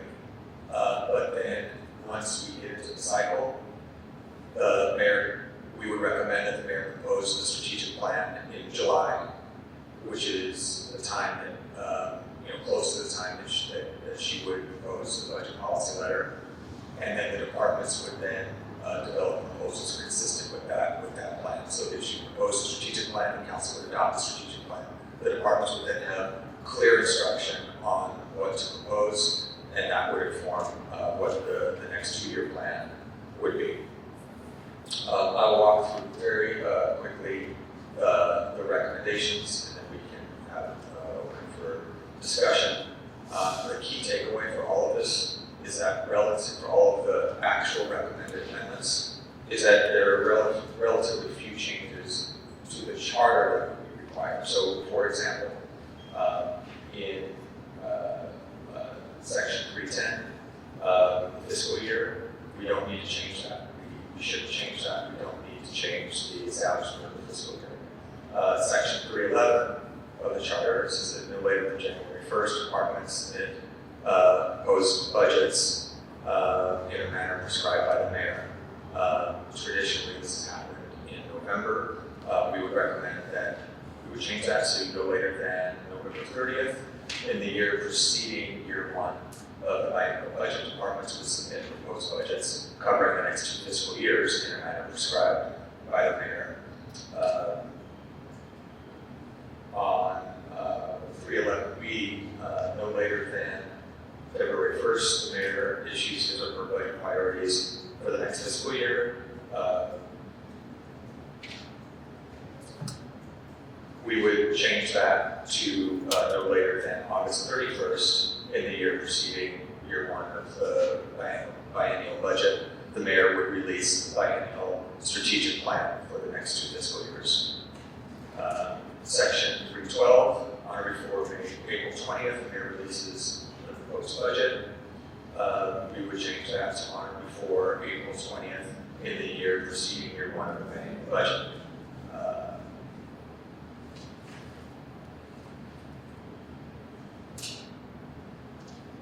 Same thing with section 313. We would just remove the requirement that the council consider the budget on an annual basis. It would be the council consideration of the annual budget as proposed by the mayor would apply only in the year preceding year one of the budget. And we would maintain the June 1 deadline. We would also need to change the veto section of the budget. We would not recommend that the veto process, a specific veto process that is currently in the charter for the adoption of the budget, that would not apply to the mid-year, to the mid-cycle adjustments. So that would fall back to the regular order. So again, we want to strip out the from that mid-year adjustment as much as we can. It really should only be an adjustment to the current plan, not a development proposal or consideration of a new plan. Same thing with the override, etc. So I will stop there. Thank you for your patience, and I'm happy to answer your questions to the extent that I can. Commissioner Field and Murray, Commissioner Field. Thank you so much. And I'm not going to ask all my questions because I suspect others will ask what I'm wanting to know. I'll just ask a few. Also, I want to thank you so much for explaining and acknowledging that you and the controller didn't sit down and do it together, but there's certainly some overlap based on what our committee heard yesterday from the controller. And that's always helpful. One really simple comment. Among the things the controller mentioned, and we have heard from neighborhood councils and other community groups, is the time frame for public input has been really tight. And I'm just wondering, you don't even have to answer now, and it's always going to come back to us, whether April 1st is more appropriate for the mayor to present to the council, because then there's 2 full months for public hearings and input. From April 20th to June 1st is pretty tight.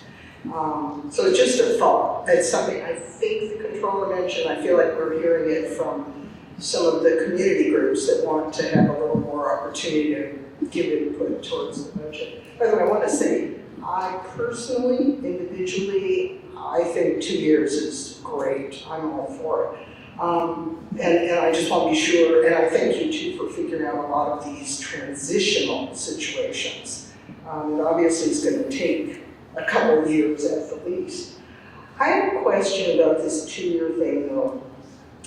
What about labor contracts? Would it be set up in your opinion, or if you want to bring it back another time, so that labor negotiations only happen once every 2 years and there are no reopeners of contracts, so that your expense projections make sense for year 2? And I may misunderstand the current negotiation process, feel free to correct me, but I'm just concerned about if labor comes every year, how does that fit in with a 2-year planning and strategic plan and all that other stuff?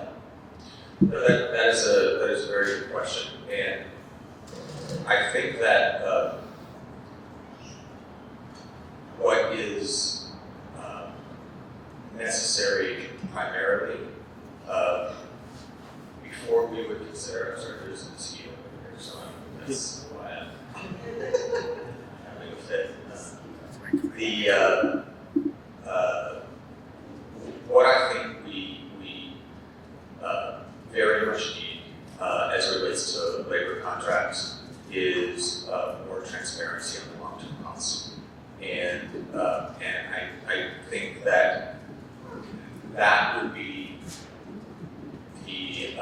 I think that's the essential change that would solve a lot of the problems. The only reason I wouldn't want to try to dictate terms of labor contracts. I think that's subject to bargaining.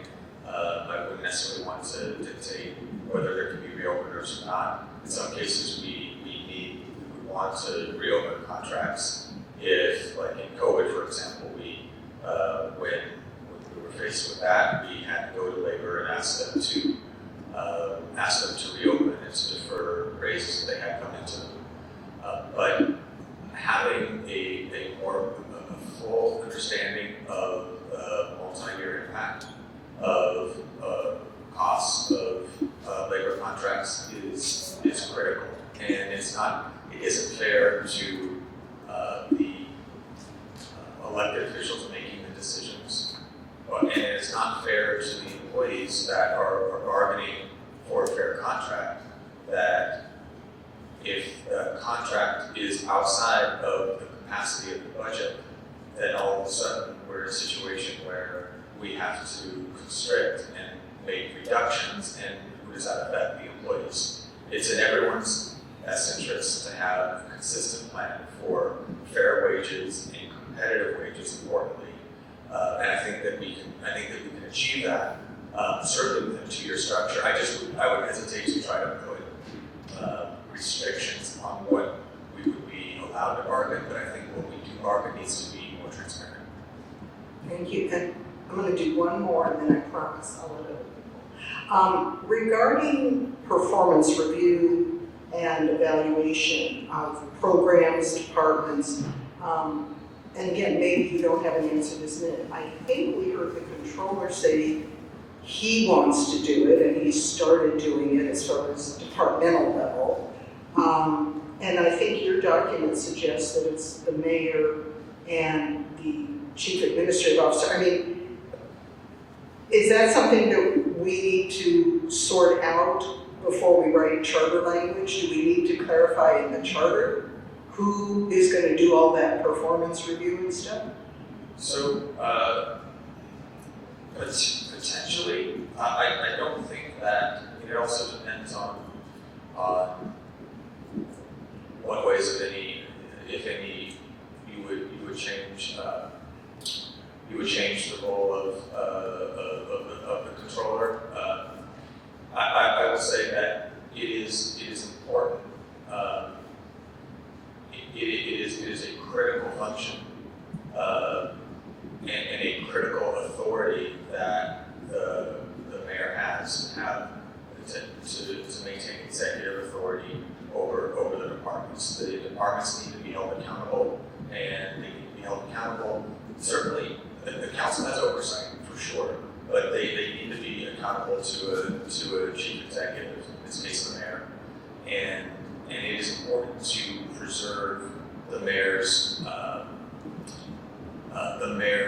critical function in establishing the objectives of the departments that report to her and holding them accountable for achieving those objectives.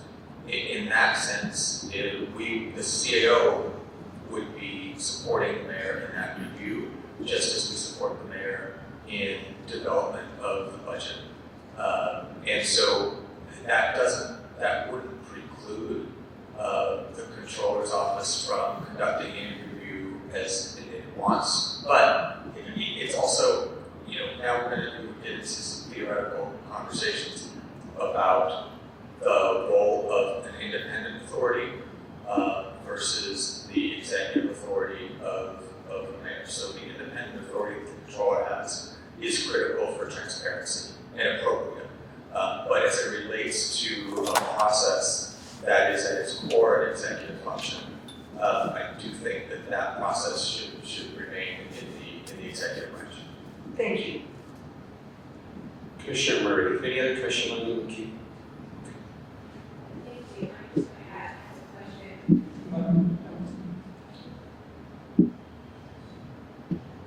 Hello, thank you. I have a question with regards to the strategic plan, the 4-year strategic plan. Is that, would that be incorporating infrastructure and also a capital improvement plan, or is that separate from the infrastructure budget? It would absolutely incorporate the long-term plan, infrastructure plan, the capital improvement plan. It would have to, and it really should align. If we're going to require a much more detailed outcome-based infrastructure, long-term infrastructure plan, that absolutely it can be separate, because that's the first way that we could nullify the benefits of this long-term or multi-year process. My hope is that out of this we can align our funding actions to our strategic priorities, and that is where we get into trouble. And there's been a lot of discussion about when we have the CTIEP, but that's not a long-term plan, and that is correct. That is a list of funding. That is a funding plan for lists of priorities for projects that have been established as priorities through the budget and outside of the budget. It is a funding plan for a list of projects. It isn't a long-term, here's where we're going to get on sidewalks, and here's where we're going to get on street repair, here's where we're going to get on mobility. That would have to be completely integrated with the strategic plan, yes. Thank you. Commissioners Yap, Matt, and then I'll put myself in the queue. Commissioner Yap. Thank you. And thank you for the presentation and the proposal. I know that we very much need to take a look at how we're doing budget here in LA. And I want to put into context the 2-year and the 4-year as compared to some of the work that you've done looking at other cities. And the other cities, as I recall, are Oakland, San Francisco, and Seattle. And just thinking about some of the ways that profiles of those cities are similar to ours and maybe how they're different. And one that strikes me is that, perhaps the geography size and also the population size. We're probably about 10 times the size of Oakland, for example.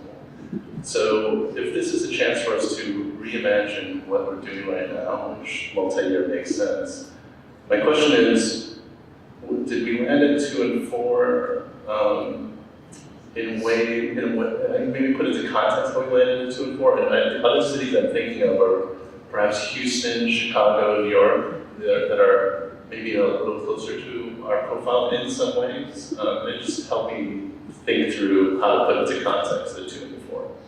Sure. With the 2 and 4, we currently conduct and publish a 4-year outlook for our financial condition. And that's a 4-year snapshot, updated every year based on the adopted budget. Assuming that, if we continue to do everything that this budget approves, that this budget has authorized, and add nothing else, and then our revenue projections continue as we project them, will we have a structural deficit or not? Meaning, are we spending too much this year in a manner that we would not be able to sustain even if we did nothing else in the subsequent years? It is an important tool to assess and answer the question, can we afford to do this? Anything. This year, it is the one multi-year forecast that we have. We have a 4-year forecast for revenue, we have a 4-year forecast for expenditures, but those expenditures are updated based on that single year budget. So the 4-year plan, updated every 2 years, we thought would fit into those forecasts, those revenue and expenditure forecasts that we would update annually with the 2 year budget and the 2-year strategic plan that would serve. The 2-year updated strategic plan that would serve the 4-year plan. We did not think that anything longer than a 2-year budget would we be really getting into just murky territory in terms of what we would be able to reliably or with any reliability project on revenue. That's the greatest risk of multi-year budget really, is that we can project where we'll be on revenue in the second year, but it will. There'll be a much greater, much less certainty on that than we have with the current fiscal year or the upcoming fiscal year. So I would like to take advantage of a true 2-year budget, so maximizing that so that we can build in the evaluation which we need and do not have. Can't go further than 2 years, and then the 4-year construct really is what we currently use on our outlook forecast. Thank you. Commissioner Math. Yeah, thank you for coming back to be with the full commission. I have 2 questions. I think the first one, I was just a little bit curious, looking closer at the true 2-year budget cycle. And so I'm really particularly, my question is around the midterm, mid-cycle kind of review period. And then I'm just looking at the Oakland model, and the last sentence says that mid-cycle review process takes place to make mid-cycle budget adjustments. Wondering if your office or if you have thought about what that process looks like in terms of if your office makes recommendations or projections at this midterm mark, what this interaction with the council and your mayor would look like in terms of that piece. So that's my first question. Second question is more of something I'm just throwing out there as if you have any initial thoughts, but wondering, because the city takes money from the state and from federal, and usually they operate on a 1-year budget as well, do you see any initial kind of maybe obstacles that we should consider as we're looking into potentially transitioning into a 2-year budget? Yes, thank you. I'll take that second one first. It certainly is a concern, and it actually feeds into the first question. We, for some grant funds, would be kind of off budget, but for funding that we get from the state, for example, we receive funding for homelessness. We certainly wouldn't have any sense of what that would be for the second year when we were adopting the first year 2-year budget. We would have to make some assessments, but also be ready to adjust, which is really the same position that we're in now. We don't really ever know where we're going to be when we have state funding that is re-upped on an annual basis until they complete their budget process. So that wouldn't necessarily be a change.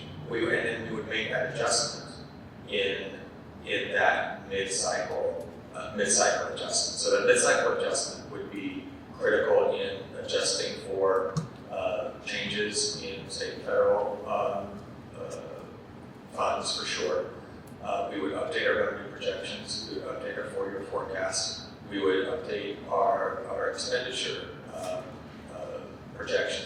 based on the performance of the current year. So for example, employment levels, if we have a higher vacancy rate, or we would adjust what we would expect the number of police officers we actually have was planned for example. So we would make those adjustments. We would then consider, the council would consider at that one time, not at any given time throughout the 2-year cycle, but at that one mid-cycle opportunity, would consider interim budget requests, which we would recommend be submitted by departments to the mayor, and then the mayor would submit them to the council. Those interim budget requests would be emerging needs that weren't considered in the adoption of the 2-year budget. It could also include changes that are necessary and informed by the evaluation process that just took place in April through May. We would hope that it would inform those interim budget requests to the extent that there's room for them. The process, we would recommend that process be similar to our FSR process. We would prepare a much larger report than our current FSRs, but we would prepare the report. It wouldn't be a top to bottom new budget. It would be just the adjustments necessary to meet the objectives and the authorization of that 2-year budget that the council and the mayor approved in the prior year, with the exception of those interim budget requests that would be submitted to the council and included in that report. That would be submitted by the mayor and included in that report. Thank you. Matt, thanks for joining us tonight. I have, well, let me start by saying we thank you for the framework. We're reviewing multiple frameworks on a multi-year budget, and my questions are to really make sure that I fully understand what your framework is, because there's just 2 areas that I have questions on. The first one actually goes back to Commissioner Field's first point on the amount of time when the mayor proposes the budget and then council has to consider before adoption.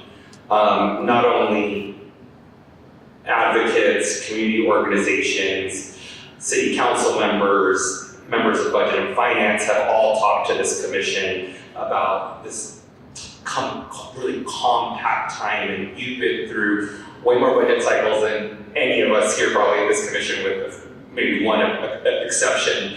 And so if we're doing a 2-year budget, there is a possibility that we're even compacting more information within that same amount of time, which is not really resolving one of the issues that I know at least I'm of interest in resolving through this process, which is how do we give the public and elected officials more time to review the documents that come out when the mayor is proposing a budget.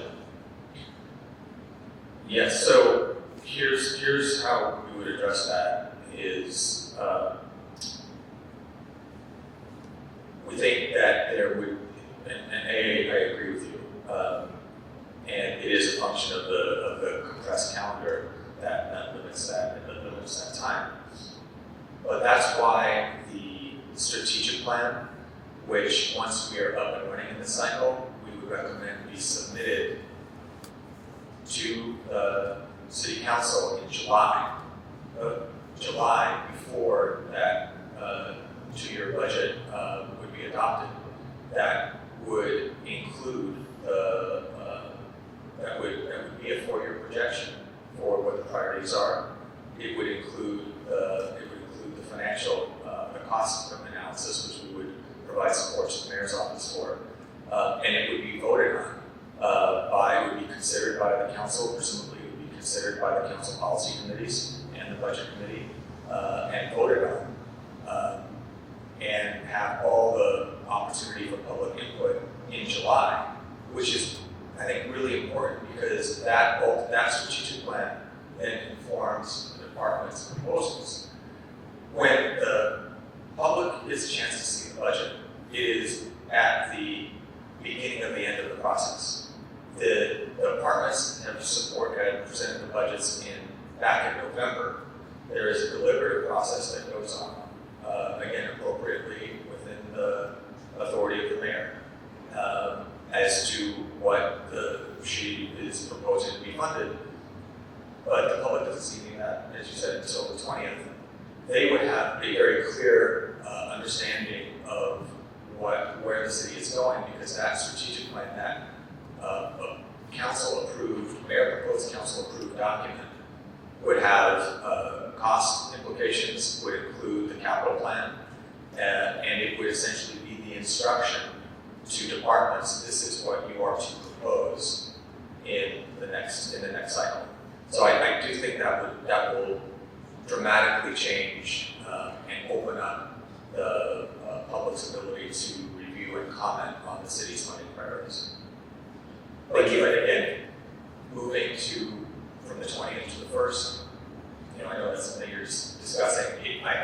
That's a couple of weeks. I think this will offer months of opportunity to review. Yeah. Thank you for the answer. One of the things that I appreciate about the answer is that this would give the council the ability to also weigh in on the budget instructions that go before the departments. Now, let me preface this by saying this is probably an unfair characterization of maybe the current process. Some may say that right now the budget instructions are very much a function of the CAO's office, and and the CAO may say to the departments, hey, here's the instructions, and tailor your budget to the mayor's office in accordance with the instructions. And I think it shifts that. Like I said, that may be an unfair characterization. Thank you. That was very helpful, a clarification. The second area that I wanted to further understand was your recommendations on the mayoral veto. In the current one-year budget cycle, when there are FSRs and there are recommendations that are made to change or budget modifications, are those currently subject to a mayoral veto? Yes, and to be clear, we're not recommending that there be any limitation on the standard veto authority of the mayor. Any change to the budget, typically the FSR, but any change to the budget, whether it's in the FSR or not, is subject to mayoral approval or veto. What I'm recommending is that the extraordinary process whereby the mayor has broad, what is referred to often as blue pencil authority, line item authority to not just veto but to change in the budget anything that the council changed, anywhere between what the mayor proposed and what the council changed it to, up or down. And so we are recommending be limited to the 2-year budget adoption, that the mid-cycle adjustment be treated more like a financial status report that isn't a new budget and a new process and a new negotiation. It's the changes that are necessary to implement the intent of the approved 2-year budget. Okay, that provides a lot of clarity for me. I think what would be helpful is maybe making that clear on the council's authority for the mid-year budget review. Because what I would not want to see happen is that mid-year budget review, something big does happen in that process, and then there is no opportunity for a mayor to exercise a veto, understanding that council will have their process to address that. Absolutely, yes, and certainly in this was a presentation. I can submit a disinformation report version, but that we we're not recommending any sort of change there. The change would be, though, it would be with the exception of the mid-cycle, the interim budget requests, the new requests that hadn't been authorized, and they would be, our hope would be that they would be a handful of requests per department, and they certainly would not be a new budget for each department at all. Those would come from the mayor, but the document would, the package of adjustments would go to the council first for consideration, and then go to the mayor for concurrence, just like the FSRs do. Are there any other commissioners with questions or comments? Commissioner Field. Just in as much as you can at the moment, could you clarify the relationship between the potential 5-year CIP, which is being discussed and seems to have a lot of interest, and the 4-year strategic plan? Like, how do you get all that together if there are different cycles? Should they be the same number of years, or just thoughts on that? If we, it would be probably easier if they were on the same cycle, but the 4-year strategic plan would be updated every 2 years anyway. So I don't think, I'm not sure that would be necessarily a major problem. The problem to solve is that we don't have anything either. We don't have a 4-year strategic plan, we don't have a 5-year capital plan. That is a real outcome-based plan.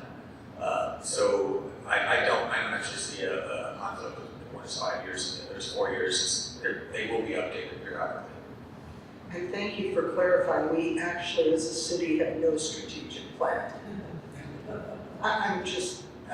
You're saying that has not existed to this point. In terms of when I say strategic plan, there are, if you ask departments, every department has a strategic plan that is in a glossy pamphlet, maybe even on their website. But in terms of here is where we are going over the next 4 years, and here's how we intend to spend the public's money, and here are the outcomes that we are saying we will achieve, and we will be held accountable for not achieving them, we don't have them. And just for clarity, I want to make sure I'm understanding the capital improvement plan and the strategic plan interact in the sense that it's about how we move forward, how we spend money, what our objectives are as a city. I mean, they wouldn't be like segregated and siloed. In your opinion, they would be sort of connected in some way. I think that's essential. Yes. Thanks. Essential. Great. Let's give our presenter a round of applause, please.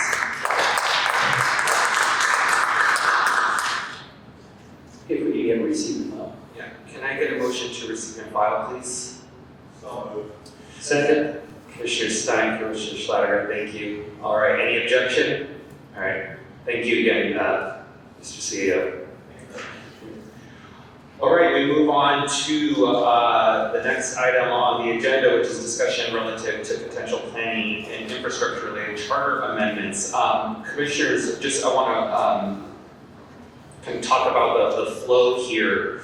But before I do, I really want to thank our 3 committee members for diving in, spending numerous hours listening to additional presentations, having really good discussions, and you also have a full calendar of upcoming committee meetings, so I want to thank you for the time that you spent in getting us here today. What we're going to ask the staff to do is to review the most recent staff report. After that, I'm going to open it up to the committee members to weigh in on anything that you all think would be helpful for the full commission to know that the staff report didn't convey. And then understanding that you all are not done by any means with a number of areas, and that's to be expected at this point. What I did want to do after that is just go through the few areas where you have given direction to the staff of areas that you'd like to advance, just to see if commissioners, have any questions about why you made a decision to go in a different direction, or if there are any, I won't say red flags, but just concerns that commissioners may have at this point. So with that, I will hand it over, well, Commissioner Stein, do you want to jump in? Yes, Mr. Chair, I'd ask one question. Since in our committee, which was wonderfully led by Commissioner Murray, we had a lot of unanimity. And I think some of those issues would bring unanimity for the entire commission, or let's say a supermajority, however you want to label it. Is it possible we could vote on some of those tonight and at least have something completed so that we don't have, we're going to go back and we're going to talk about if there are differences on some of the things we recommended. At the same time, we're going to go back and talk about infrastructure and public works because we didn't tackle that yet. But on some of them, I don't know, Martin, Linda, they just seem so obvious that why can't we vote on them and get them out of the way? I'm not opposed to that. What I would ask is, let's do this, and thank you for the recommendation, Commissioner Stein. And there's a number of reasons why I agree with you, but I won't go into it. And so what I think we'll do is we'll go through the report, we'll ask the committee members to add to the report, and then for those areas that you feel would have unanimity or close to it, the full commission, I'm fine with advancing those. I do want to say, and we heard this from Ray Sunshine when he spoke to the full commission, and we all know this, a lot of these decisions are interlinked with other parts of the charter. And even with his appointed commission, no vote was final until towards the end of the process, which we're not at, but I understand the reason so that there is a clear mandate from the commission in order to move forward, but understanding that a lot of these issues are interconnected, I would also say that this body will have the ability to revisit them if we feel something changes over the next few months.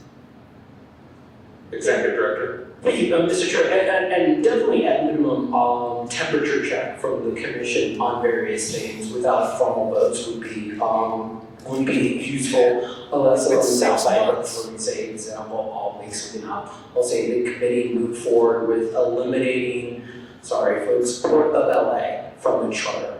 Let's say the committee, and then this commissioner was like, nope. And then I don't think that you would need a vote. We would just not move forward with eliminating the Port of LA. But it's up to the commission, though I think more city attorneys here to guide us through if we wanted, if the commission wants to do many votes. Yeah, we'll move forward with votes for limited areas. And so let's do this. Let's jump into the staff report, please. I'm sorry, Commissioner Field. Yeah, I'm so sorry. This says October 22, and I'm looking at something that came in the email dated November 14, revised proposed reforms for planning. I'm just curious, I want to be sure I'm looking at what we're really talking about tonight. I think we got that right. This is staff report number 2. This is what was presented at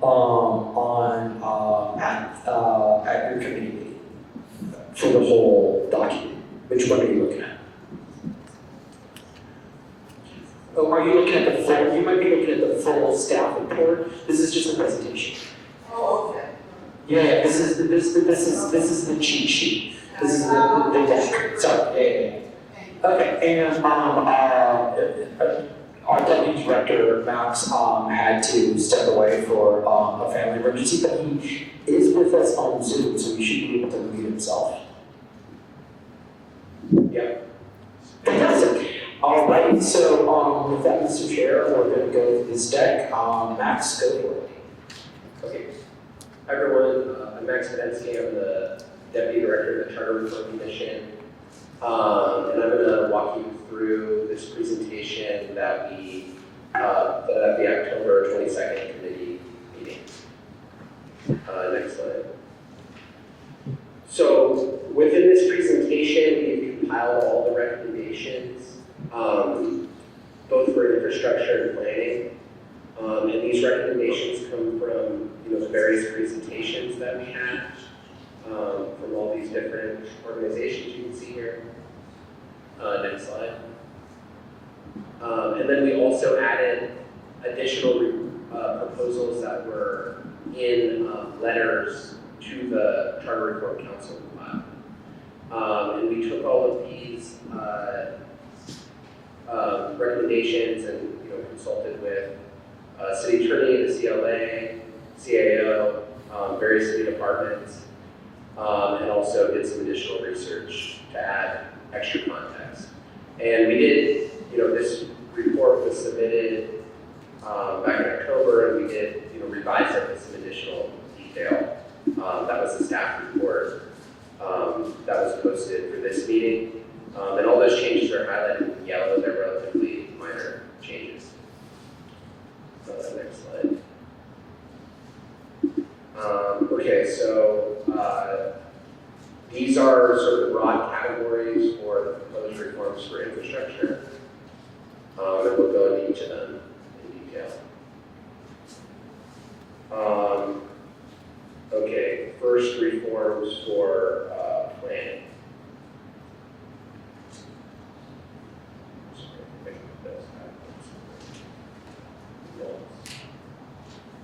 One second.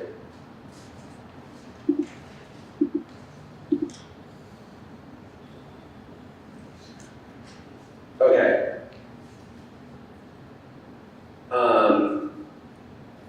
So, sorry, can you just go ahead to the next slide? Okay, sorry, okay, next slide after this. Okay, so first recommendation is to reform the Board of Public Works. So the first recommendation here is to create an experience requirement for commissioners, so Board of Public Works commissioners. So currently there's no requirement for serving on the board, which is the only paid board in the city. And so the proposal here would be to add something similar to the language we have for Director of City Planning, which is the director shall be chosen on the basis of administrative or technical qualifications with special reference to actual experience in and knowledge of accepted practices in the field of city planning. So we basically could modify that sentence to be, for categories relevant to public works, such as, sanitation, construction, engineering, or urban design. The second, I'm sorry, Mr. Chair, this is Commissioner Schlager. Would it be acceptable just to offer some clarification? Chair Murray, please, I offer it to you as well, but if that's okay. Max, before you continue, there were two sort of tables of contents, and you've begun here down the infrastructure one, and what I wanted to be clear for our fellow commissioners is that in addition to everything still being on the table about specific language that we might vote on, right, to the point about nothing being final until it's final, and Commissioner Stein's suggestion, we as a body have only voted on the planning recommendations at this time. So what you'll hear from the staff is an overview of everything that we've been considering to date, but as it relates to what we think is ready, perhaps for a greater amount of input from the commission, is probably the planning items. So I'm not saying that to limit the discussion, but really to manage expectations of how far along we are. Mr. Chair, you have set forth an iterative process here where the committee is functioning, the commission is giving check-ins, and being able to give some directions and considerations for us and the staff to make sure that we're including and thinking about and acknowledging in the final report. And that is intended to enable final action. So I've heard frustration from some of the public speakers who want us to be able to get to a vote here, and I want to assure folks that this structure is an iterative one that allows us to dive in deeper in that committee structure, but then to bring the commissioners as a whole up to speed and be sure we're taking your feedback so that we can bring final actions in a very efficient way. So I think we're headed to a crescendo here, and I want to manage expectations about what you're hearing from staff right now. And Madam Chair Murray, if there's anything that I've missed on that. This is Commissioner Murray. Thank you for clarifying that. We did take several votes with regards to planning and ready to have discussions with the body on those areas. And Max is still presenting a lot of things that we've discussed and taken the temperature on, but haven't had final votes on yet. Thank you. Max, you can continue. Okay. All right, so the second proposal here is to empower the Director of Public Works. We have a case study, so we're going to kind of go in more in depth on that. The second proposal here is to dissolve the Board of Public Works, so essentially just delete that section out of the charter. And conceivably the powers there would then go into the Director of Public Works. The fourth recommendation here is to make the Public Works Commission voluntary and only responsible for contracting. So sort of, instead of having sort of day-to-day oversight over the Department of Public Works, just remain as sort of a appellate body for contracting. And next slide. So we're going to dig into this next week at the committee meeting, and staff has a report with specific recommendations around this. But essentially, the 1999 Charter Commission created a Director of Public Works, but it was basically moved out of the charter. The powers of the director were transferred using Section 514 of the charter. And this function was essentially eliminated. So it is there, but it's not, there is no Director of Public Works currently. So next week we will have a whole staff report sort of on that and potential charter language for empowering that Director of Public Works role. Next slide. So realign departments to better deliver infrastructure. This is another one where we have prepared a staff report for next week with different ways of doing this. So the first one here is move Bureau of Street Lighting into the Department of Water and Power. And this was something that was actually studied in the 2008 motion. So relevant charter language here is Section 580, which basically lays out the duties of the Department of Public Works, and one of them is street lighting. So essentially you could move that section from the Department of Public Works and put it into a section related to the Department of Water and Power. Second one here is move Bureau of Street Services into the Department of Transportation, make the Department of Transportation a charter department.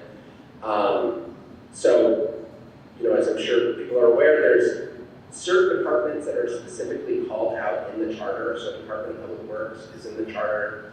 The bureaus are referenced in the charter. And then there's departments that are not in the charter, like Department of Transportation. There are departments that are created by ordinance. This has relevance when we're talking about a 514 transfer. It's a higher bar to transfer a charter department versus an ordinance department. So this recommendation would be to make the Department of Transportation a charter department, and then you would essentially take those functions, street services, out of 580 in the charter in the Department of Public Works, and then put them under that new Department of Transportation charter department. And we have a case study sort of going through the nuances between DSS and Department of Transportation. And then third option here is basically do the reverse and move Department of Transportation into the Department of Public Works. That would essentially write in Department of Transportation functions in that 580 section of the charter. The second proposal we have, or the fourth proposal, sorry, came from United Neighbors, which is basically to set up a board of infrastructure composed of the proprietary departments. They also have some, joint powers authorities on there, such as Metro, that would basically be responsible for the capital infrastructure improvement plan. This sort of is going to be elaborated more on in our report next week, but there are sort of examples of this in San Diego and San Francisco, basically committees that help create the capital infrastructure plan. Next slide. So, sort of diving into that PSS, LADOT we want. So, essentially LADOT is in charge of what's on top of the street. So they're in charge of the striping, so the traffic lane striping, the crosswalks. They're also in charge of signals. They do parking enforcement, they do traffic enforcement, and they're also the only agency in the city that has transportation planners that design things like bike lanes and bus-only lanes and street safety improvements. But they're not responsible for repaving the street, and they're also not responsible for curb ramps. So repaving the street is a function of Bureau of Street Services, and the curb ramps are also Bureau of Street Services and also Bureau of Engineering. And so essentially, you have an issue where DOT designs a facility, so they design the striping, but they're not able to implement the facility. So they basically have to get on the work plan of BSS, their repaving schedule to actually repave the street, and then put the stripes on top. And similarly, they can design a crosswalk, but they have to work with, BSS or BOE to actually design that crosswalk. And that's become a really big issue with the passage of HLA, which requires certain mobility plan improvements to go in when a certain section of streets are repaved. So that's why there's a lot of proposals looking at merging BSS and LADOT in different ways, and that's actually been a debate that's been happening since DOT was created back in the 70s, which we dive into in our report. So next slide. So now we're going to go into capital improvement program. We're going to have a big report on this next week, but really the main issue for the charter here is the different authorities over the capital improvement plan and then the budgeting process. So we're going to go into a deeper dive on that next week. Next slide. And this is just a case study in the report on how infrastructure planning is done currently. Basically, CAO conducts a process where all the departments send them a list. They review the list, they prioritize things, and then that goes into the budget document. There's a deeper dive in the report, sort of contrasting that with how capital infrastructure planning is done in other places. All right, next slide. Okay, so now we have different recommendations on basically increasing the budget allocation for certain departments. So currently there's 2 departments in the city that are guaranteed a budget allocation in the charter. So one is libraries and the other is parks and recreation. And there's a proposal to basically increase that budget allocation for the Department of Recreation and Parks and also increase it for DOT and Bureau of Street Services. And so basically, guaranteeing them minimum amount of funding. The flip side, obviously, with this is you're, decreasing the flexibility of budgeting. Next slide. Okay, so now we have a series of proposals from RAP. So the first one is protecting parkland. And this sort of has multiple parts, but one of them is basically, we talked about that 514 transfer authority. So there's departments in section 514B that cannot be transferred. So those include proprietary departments, the Independent Redistricting Commission, they would like to be added as one of those departments in 514B. And also sort of another section, basically, if you sell off parkland, that, strengthening the part about them receiving the equivalent of the property or funds for park property. We also have a request here to clarify their authority to lease and acquire parkland. And there are some issues with this. We have some additional context, but there's basically strict rules on what RAP can lease, backed by case law. So there's sort of some legal issues we have to look into this. And then we have allowed the Department of Recreation Parks to issue debt. We had some additional context here, and basically one of the issues here is you need consistent funding to issue the debt against. And they're having conversations, Prop K is expiring soon, they're having conversations with potential revenue parks about measures to provide a consistent amount of funding, but that, isn't in place yet. Okay, so now we're going into the planning section. So this is the section that the committee did vote on. I'm going to let them go into more detail on what they chose to vote on. I'm sort of just going to present this as it was in the report. So first recommendation here is to replace APCs and other appellate bodies with a 5-member board of neighborhood appeals.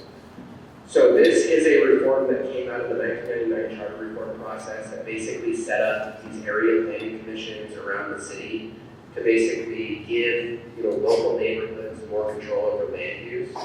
And the APCs handle appeals from zoning administrators. And the proposal here is essentially,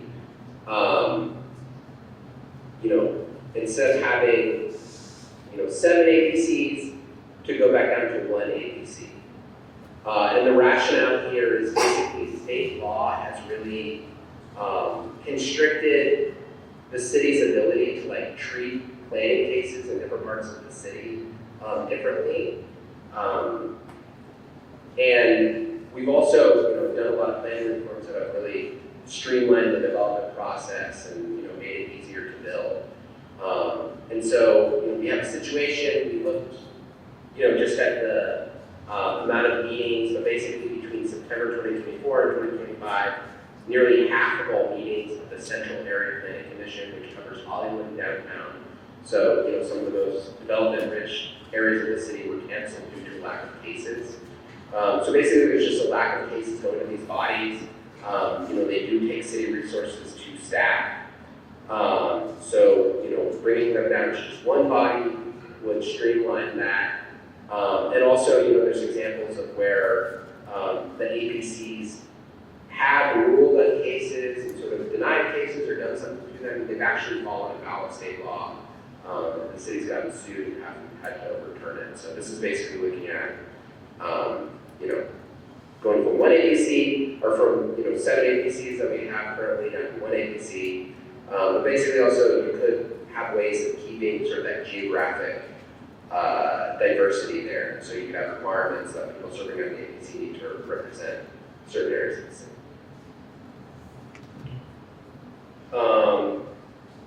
Next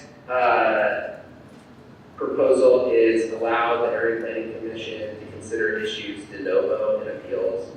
So basically, instead of just looking at error and abuse, they can look at de novo, which would allow them to look at the complete case.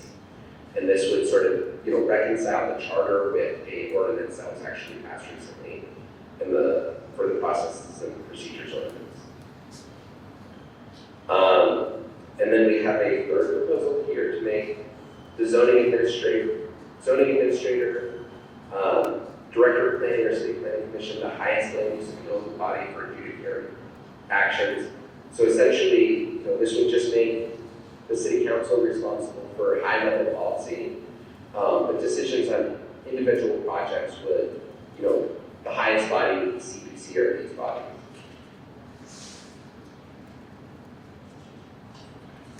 And this is just is sort of a case study we have, that you can read in the report. Essentially an example of a project that was pretty standard mixed-use project, on a commercial boulevard next to a park. And there was appeals, and it was basically delayed. It kept having its hearing pushed back, and the developer, sued the city based on the state housing accountability law and won. And sort of pointing the need to, basically have some mechanisms in the charter to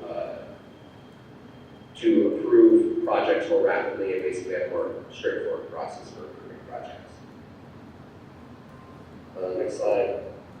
So, first one here is eliminate charter section 245E.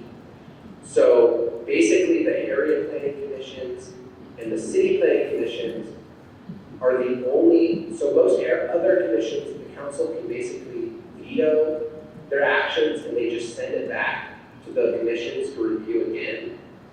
But because of 245E, the city council can actually assert the authority of the city planning commission and the area planning commission. So they can totally redo all of the decisions they made while they're in council. And so this is a proposal to basically make city planning commission and area planning commissions like all the other boards and commissions, and the council will just be able to veto it and send it back and not, assume their authority. Then we have a proposal here to codify time limits for all city council land use actions in the charter and automatically deem actions approved. So this goes back to that case study. So essentially, instead of being able to if there's appeal for the cases to be continually delayed in plum or in city council, you would have a time limit where you would have to decide on it. And the council did approve an ordinance to do this with what they call high value projects, so basically very large developments. So things like skyscrapers and stadiums, and this would basically apply that rule to all projects. So any project that has to go to plum or CPC, there would be a time limit on when you have to act on it. And here's a proposal, all general plan amendments would have to meet the criteria of JJJ, so certain affordability and wage requirements. And then we have a fourth proposal to give ministerial approvals to all projects that are in compliance with REAP Code LA. So REAP Code LA is essentially the new zoning code that the city did that they're rolling out with different community plans. So where community plans have been updated with that new code, if you are in compliance with it, it would just be automatically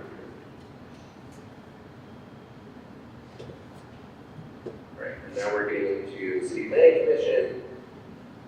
So first one here is experience requirements for city planning commissioners. So this is sort of similar to that one for Board of Public Works, where there's no requirements to serve on the city planning commission. The city planning commission is voluntary, and you would kind of use that director of planning language for the city planning commission and require them to have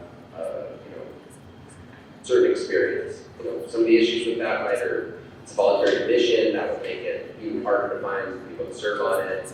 And also, the whole idea of these commissions is that they're supposed to be kind of neutral body composed of residents.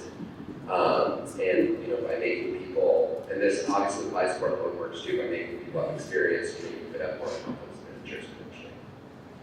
And then we have a proposal from the Central City Association to establish the director of planning as the chair of the planning commission.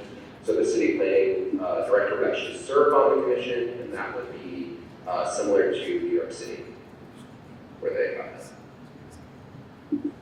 Okay, here we have a lot of proposals, many of which are from Abundant Housing in LA, basically ensure that the city is building a certain amount of housing. So one is just ministerial approved projects under a certain size. So you have a housing development under X amount of units, you would just be approved. You have to decide what amount of units that would be. Second is mandate sufficient base zoning capacity. So, put language in the charter that the city has to have capacity for X amount of population at all times. Third recommendation, reduce the number of community plans. Our reading of the charter is that there already is a lot of latitude to adjust community plans, and the city department does sort of adjust the number of community plans. And then fourth is required findings for general plan amendments to forward housing opportunities. So if you're doing a general plan amendment, such as a community plan update, it has to increase housing supply. Okay, so now we have some proposals on city-owned land. So first is, just clarify in the charter that the city council is the ultimate authority over all city-owned land. There's been some, recent issues around whether, boards and commissions can decide what to do with city-owned land, or whether the council has that authority. So this would be, clarifying in the charter that the council has authority and not boards or commissions. We also have one for private housing, requiring a periodic assessment of city-owned land. So basically, looking at all the city-owned land in the city and what it's being used for. Then we have a third proposal, which is to make it easier for land owned by recreation parks that is not being used as a park or open space to be sold. And we have a case study on this one. And then, a proposal to allow, the LA Housing Department to develop housing and other related uses. So this kind of goes back, we have a request for record parks to sort of, make it harder to sell park-owned land. But there are, examples in the city of land that's owned by recreation parks that's not being used as a park, or there's no plans to use it as a park. And this is sort of an example in Northeast LA. It's outlined in red there, but it's basically a vacant lot that's been vacant for decades. And it's in an incredibly park-rich area. It's across the street from Debs Park.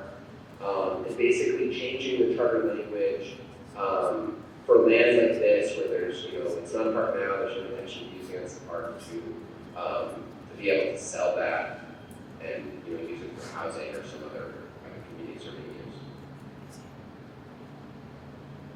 Next slide.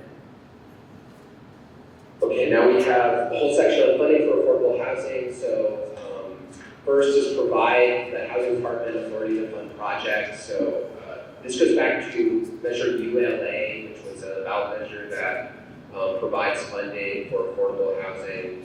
And this would just make it easier for LAHD to fund affordable housing projects. So instead of having to go to council, any kind of development agreement is changed, just going one time to council. And then we have set a dedicated amount of the city budget for affordable housing. So this is sort of similar to the one we went through for wrecking parks, but basically guaranteeing a certain amount of the budget goes to affordable housing. Okay, now we have some sections on economic development. So the first is eliminating Charter Section 104E. So this is a section in the beginning of the charter that basically limits the floor area ratio of buildings to 13:1. So basically limits the height of buildings in all parts of the city. And it's sort of, it's in an odd place in the charter. It's an odd thing to have in there. And the proposal here would be to just remove that and just let zoning and land use be decided in the general plan, community plan. There is an issue here which is that this might require CEQA to happen before it goes to voters, and that's something we're currently trying to work out with the planning department. We also have a second proposal. So the port sent a request in their 2024 letter, to the Charter Reform Council file, asking if they could, give out conditional use permits in the Harbor District. They've since withdrawn that proposal, and they've sent us a letter, saying that they're no longer requesting it. Next slide. So, did I miss the? Can you go back one? Okay, next one. Sorry, next slide. Okay, refine the planning department. So, proposal to basically merge Department of Building and Safety with the Department of City Planning. This is something that has been discussed before. There were talks about it during the Bureau's administration. An important thing to keep in mind here is that the zoning review functions that DBS does is going to move into city planning actually early next year. So that's going to create a one-stop shop for zoning review and implementation. So this, part of this merger is actually happening. And then we have a proposal from the planning department to streamline the quasi-judicial decision-making process. And basically, expanding Charter Section 561 to 564 to include all forms of quasi-judicial decision-making within the Department of City Planning, such as subdivisions, use instruction, revocations, and project review. And they're saying this will strengthen accountability, convey transparency, and bolster public trust. And so we are, working with them on what the actual charter change would be for that. Next one. And then we have, some proposals in here from United Neighbors to basically protect single-family zoning.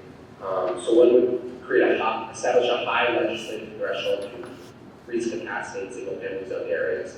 So basically R1 zones, which are just for single-family homes, putting anything in the charter that would make it, difficult to upzone those or allow additional density on that land. One of the issues here is, there has been a lot of recent state laws, such as SB 79 recently passed that sort of limits the city's ability to do that.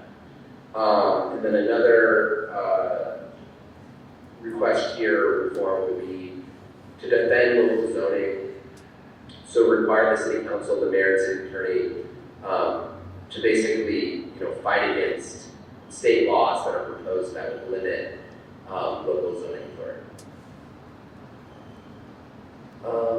And so, next steps, committee will deliberate. So the committee has deliberated on the planning recommendations. We are, working with departments and doing some additional research on some of those to bring back, more concrete language on the ones that they move forward. And then next week, as I mentioned, we're going to start going through the infrastructure reforms, and we're going to have 2 additional staff reports on that. And then, the committee will ultimately, select a series of these reforms that will go to the full commission for you all to decide on, I believe starting in January. And the full commission will further refine those and create a package that will go to City Council before April 2nd. Thank you, Max, and thank you to everyone involved in the staff report, to all of the community organizations and advocates that provided presentations and public comment, and of course to our committee members. Commissioners, before we proceed, I'd like to do just a 10-minute recess. Is there any objection? All right, seeing that, let's come back at 7:02, please, everyone. Thank you.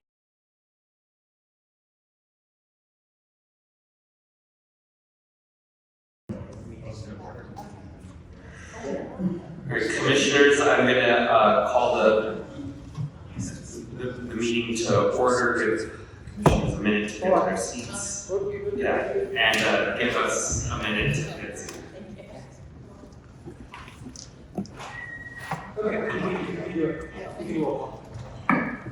All right, we are going to reconvene, and I'm going to conduct roll call. Commissioner Andrades. Here.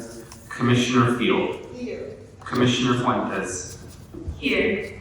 Commissioner Lewis is absent. Commissioner Mack. Present. Commissioner Mesa is present. Commissioner Murray. Present. Commissioner Sanchez. Present. Commissioner Schlatter. Here. Commissioner Stein. Here. Commissioner Thomas is absent. Commissioner Yap has departed. We have a quorum. Staff, committee members, thank you for the report. What we're going to do next, commissioners, is we're going to go through. If you have the full staff report available, this is it's the revised proposed reforms for planning and infrastructure dated November 14th. It's a large packet, which dated November 14th. So we did make a big batch of copies. We have a few more. So we could use that was the original copy you had in November 14th. It's on your report that we had. We got the copy for today. Yeah. Great. Thank you. All right, and then if I could have everyone turn to page 3, please. So page 3 are the proposed reforms specific to planning that the committee has had the opportunity to discuss, and in some areas take votes. So what I would like to do is open it up to the committee chair and to any of the committee members to talk about their votes. Those can be referenced in the minutes from the meeting. What I can do is for ease of the commissioners is I can cross-reference each section. And then, so for example, we'll start with planning A, which is reform the planning and land use appeals process.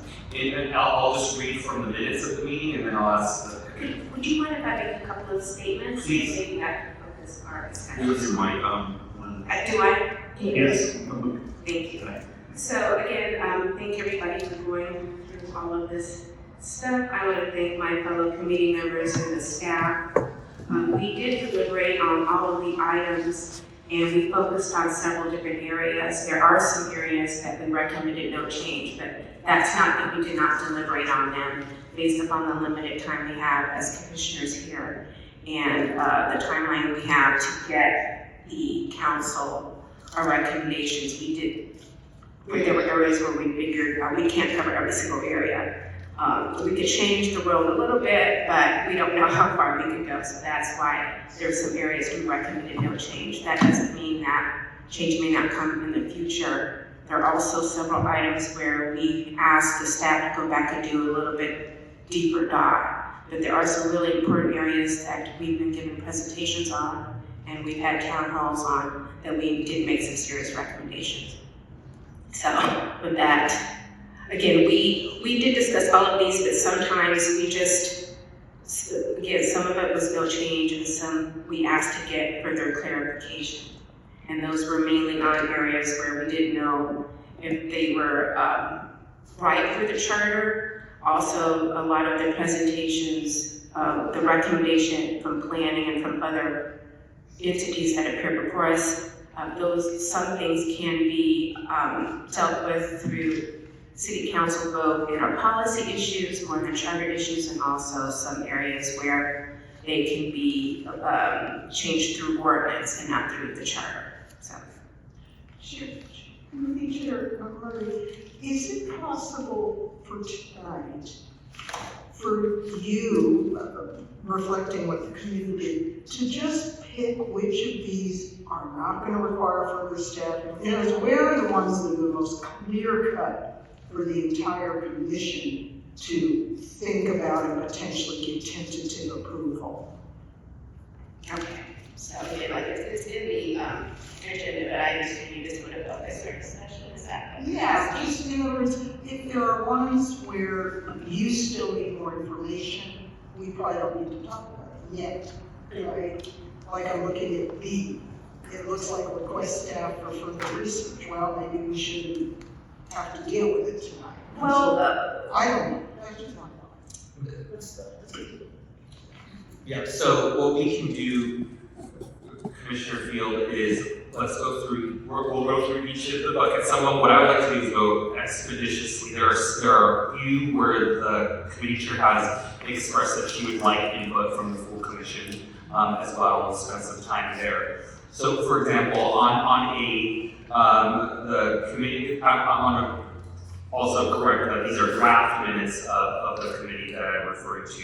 So there's a motion to request staff to advance specific proposals related to A1, replace APCs and or other appellate bodies with a 5-member board of neighborhood appeals, and A2, allow area planning commission to consider issues de novo in appeals. So that was a unanimous vote by the committee to basically have the staff do further work on A1 and A2 and not to advance with A3 and A4.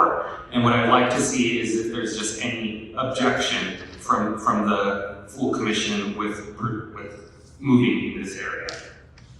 And if there is objection, we can have discussion and take a vote if necessary.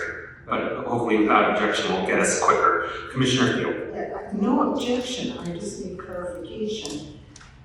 If item 1 is to simply delete these area planning committees and just replace all of them with one citywide board of neighborhood appeals, then why doesn't item 2 not use the phrase area planning committee and just say allow board of neighborhood appeals to consider it?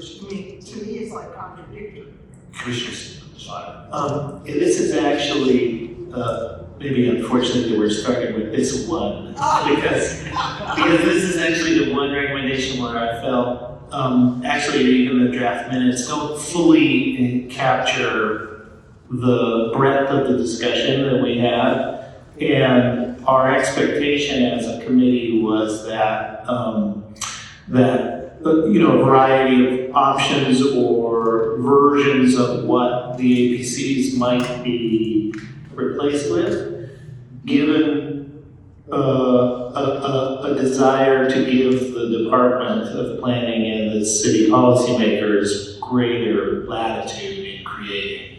So I would ask that we not get stuck on, what it's replaced with, unless you have a strong opinion that you want to share about what you think it should be or shouldn't be. But this was one where I felt like the minutes didn't or this draft minutes didn't fully express the latitude with which we were still considering the options.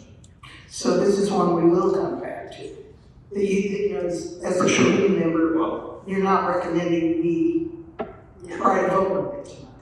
Correct. Thank you. Indeed, and I think again, final votes will come with final language, right? So, Commissioner Stein, I think there was a difference between 1 and 2 because Max pointed it out, but planning is very, very adamant about the fact that so many of the APCs just don't have cases. That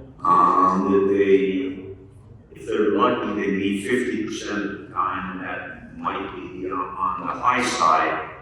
That was the planning department's reason for creating a new commission, which I think is different than number 2, which I think assumes facts not in evidence, that the area planning commissions are going to be doing it rather than the ABCs. I think that's accurate. And just a little more color is that the APCs, when they were created, had a lot more cases because there was a lot less state law on that is now in place. So they're just constrained. There's less for them to do. So the committee has instructed the staff to continue to work in A's 1 and 2 and then dispense with A3 and A4. Is there any objection from the full commission? I would just be interested in knowing more about the discussion that was had surrounding A3, if anyone can fill me in. Do any members of the committee want to talk on A3? Well, I think this sort of goes to who is the ultimate decision maker. And that, again, these are all sort of overlapping, so this is going to overlap a little bit with the discussion of the land use decisions. So, you know, the Planning Commission wanted to be, their recommendation would they be the final authority. And so we have to consider all the options because one of the groups that presented us, I can't remember which one, but wanted to have the zoning administrator be the ultimate decision maker. So we'll get to that and B, again, these are sort of overlapping.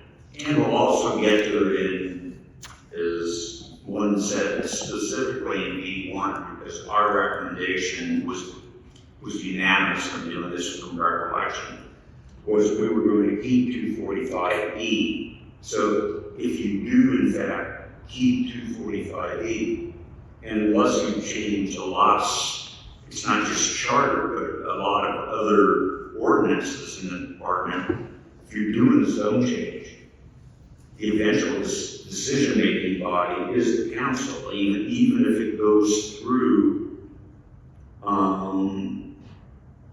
with approval, you still, it becomes an ordinance. It has to be approved by council.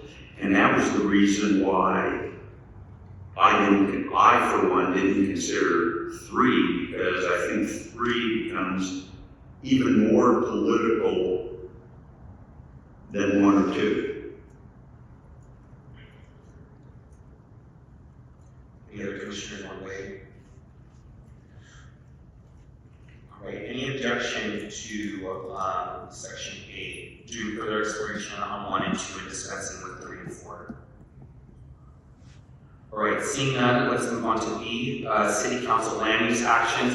I'm going to ask the committee chair to talk about B1. I believe you want to get more input from the commission. Thank you. This is one of the most, we've gotten a lot of information and a lot of speakers and a lot of different input from different folks in the community about this 245B, which is basically gives the city council the right to veto or have extensive input in land use decisions.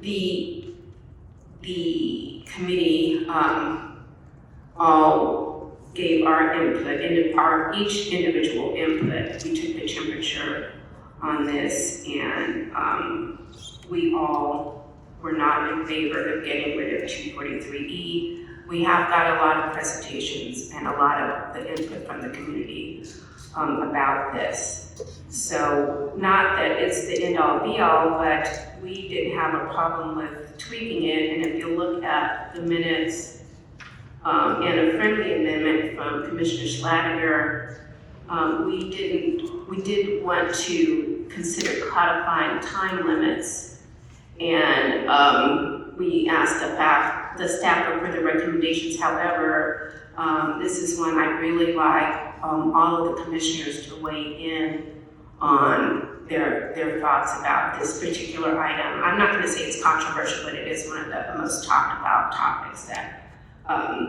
we've been dealing with just for keeping it, and also we have asked the staff for further recommendations with regards to time limits. And that would go to item number 2.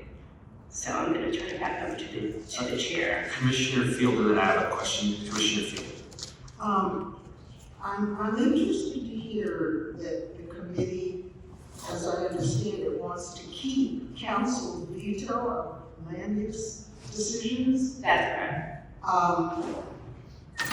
Well, okay, I'll say something else, and then I do want to stay on item B2, the friendly amendment. If I understand correctly, I certainly support the idea that if the council doesn't act within a certain time, then it's automatically approved, not automatically denied. Did I understand, Commissioner Schlager, your Yes, that's correct. The charter currently says for those instances, yeah, specific instances, that they're automatically denied, and we want to change that to automatically approved. Meaning if the council doesn't act within this certain time limit, it becomes an approved. In those specific instances outlined. We were having more of a discussion of what the time limit should be. Should it be 6 months, 12 months, 18 months? 2 months. That remains. What are you, you're a developer, man? I'm pro-housing, but actually what I want to say, and this question is broader than item ABC, how much of your committee discussion reflected current state law and how much that's impacting all of this stuff? I mean, are we going to make changes in our charter that are simply going to become illegal according to SB 79? I mean, did you talk about that? Yes. I mean, yes, please. Yes, we did, because we came to the conclusion that state law supersedes, not trying to be the city attorney, state law supersedes local law, and it would be just a complete waste of time to believe that we can affect those things, and there's enough issues we're discussing that shouldn't be one of them. So that was a consideration of what state law has done, and unless things change, what it appears state law will continue to do in the future. But for example, we've had input from folks, again, as we all know, this is a diverse city, and to the north and to the south, we have more pastoral lands. We're in the middle of downtown Los Angeles, where there's urban density and access to public transportation. There are a lot of suburban areas in the city, including many in South Central LA. So we have a very diverse city, and council members from the north and from the valley they have pastoral land, they have farms and horses. And I had a really cool discussion with some of the folks who own the horse land. And also in the South Park in South Central LA, there's also a very active horse community. So we want the city council, my reason for voting against getting rid of 243Es, we want the individual council members to have a voice, and from the folks who spoke through public comment, they had good relationships with their city council person and felt that their city council person was doing a good job for advocating on their behalf. And I don't have statistics, but I back what Melinda is saying totally. In 245E has not been used in the past couple of years to any great degree on land use decisions. That was more in the heyday of building a decade ago, where you did get that. But I don't think, I'd love to know from staff, how many 245Es were even invoked? And just that's a question for staff. We can definitely work that out. I'll just note that it's something that my example, however crude, is that it's sometimes used as, like, if you put a gun on the table, you don't need to point it at anyone or fire it even for it to have an effect. That's 245E. It gives council members, developers know that they have to go to council member because they can use 245E at any point in time. But we can definitely get you the numbers of the actual amount of times it is actually used. I don't believe it's a whole lot, but I don't think you need to actually veto a project title. And also, just one more thing, Commissioner Field, we did take into consideration the reason why we're all here today because of the corruption scandal, and we did discuss that in our deliberations. But that didn't outweigh our vote, but that we did take that definitely into consideration about city hall corruption. And my philosophy is the remedy to that is those people were ousted, they either resigned or were removed and not re-elected. But we would like everybody's input on this issue. And it is for lack of a better term, hot topic. I have a question for the chair. Process-wise, if we don't agree with the recommendations, what would you like us to do? Since it's not necessarily a vote or a motion? Yeah, I think we would, on this I want to continue with the discussion, but what I see happening is probably taking a vote that we would like to continue the discussion on 245E and not just have it be completely dispensed with. If there are a number of commissioners who have viewpoints on this. I would like everybody's input. Yeah, so we can go around the dais, and if you don't have input, you can just pass. I think that's fine. If I might suggest as well, because you're getting a sense of the committee's direction. The committee's directing how much what we are recommending the final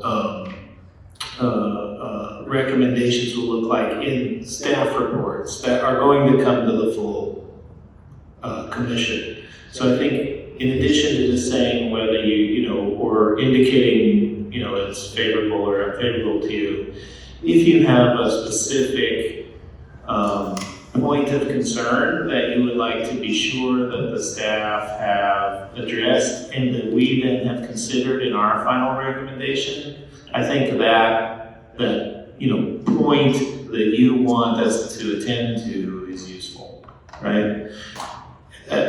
Not just Commissioner Fuentes, wants to support this as much as she has a concern that it, could limit, XYZ, right? Or is used and we haven't addressed the ethical question, whatever it might be, right? So I think if there's those substantive points that you want to make, that'll give proper direction to staff and our committee to make sure that we're acknowledging and addressing it. Thank you. Commissioner Goddess? Sure. It was just, are we going around the horn? Okay, so I will share my opinions. I think that there's a balancing act here, right? Because if we pass B2 to codify the time limits for all city council names, we're asking for city council seats of power. So by also eliminating Charter Section 24E, we'd be asking them to get rid of even more power. And the biggest hurdle that we have right now is city council before this goes up the ballot. So I understand keeping Charter Section 245E, but that being said, my fear is that that's the calculus that this committee had when they were making that decision. If we do anything to change the time limit, then we might see 245E weaponized even more. So we're playing with a lot of hypotheticals here, and we're here because of former city council corruption, and I think that it's really important to think about ways in which we can regulate their power. So I would like to see more from staff, not necessarily favoring full elimination, but even if there's ways that we can amend Charter Section 245E without outright keeping it or eliminating it. I think that there's still more room for staff to give us ideas that haven't been discussed yet. Commissioner Mack? Yeah, I think at this time, I was kind of similar to Commissioner Andrade. I was wondering if there was a way or in between of possible amendments to be made to this section rather than just completely eliminating it or not kind of just retaining it as it is right now. That's currently where I'm at, but personally, I would want to have more time to look at more research for that. Commissioner Field, anything you want to add? I like what has just been said, and I'd like to see options for revision of 245E. I am very concerned about the corruption, and I do live in a district that was hit very hard, more than once, council members involved excessively in those decisions. I would also like to see revision options for 245E without a complete elimination. Commissioner Sanchez. Thank you, Chair. First, I want to thank the committee for all the work. This is not an easy topic. I'm a little bit on the fence on some of the recommendations. I am somewhat familiar with 245E and have seen the benefits, but I've also seen the abuse. So while a part of me says move forward with your recommendations to not, eliminate 245E. I feel like I'm in the minority right now, and it looks like we need to hear a little bit more. Same for item 2 as well, on the codifying the time limit for city land use. Commissioner Flynn, does anything to add? Yeah, and just to take it back, now that I know the process, I would have liked to see A3 move forward for A. For B, I would have liked to see E3 move forward, but I support what my fellow commissioners had about wanting more context. Commissioner Stein, did you want to add before we go to the executive director? Yep. I'll just restate that, you know, even, you know, taking, looking at reform or amendments to 245A just opens the book up to just more research and isn't a final vote on anything. So I just wanted to make sure, you know, without that, we aren't going to touch it as staff. But if you ask us to look at reform / amendments, then we can, you know, continue to research. And I want to really thank everybody. This has all been extremely helpful, and I want to thank everybody for their input, because before we started deliberating, we had no idea how, with the committee members, how we go. We just happened to be unanimous, but that was kind of a coincidence. There was no swaying or anything like that. But again, I want to thank everybody for their input. It's really important. Commissioner Fuentes, you mentioned something about B3. Can you elaborate? Or did I mishear you? I remember what my argument was. So please, Commissioner Simon. Obviously, I know what JJJ's requirements are. And it's a basic prevailing wage and other factors. And I think that fits fine if you're building a 100-unit project, or if you're building maybe 75 units. I've done plan amendments, I'm talking personally now, for 20 units. And it just doesn't work economically to have JJJ applied. So I would just hope that if we pass, you know, a JJJ requirement, it would be limited to projects over 75 units or 100 units, whatever the case may be. Commissioner Fuentes, did you want to elaborate any related law? I didn't have anything else to I would like to propose a motion, and happy to accept any friendly amendments. The motion would just be that there be further studies on B 1, 2, and 3, and dispense with 4 and 5. Is there a second? Well, I'll second that, but I'll ask one thing. When you say dispense with 4, no one had a problem with that. Oh, that was, sorry, let me just look at the minutes. I apologize.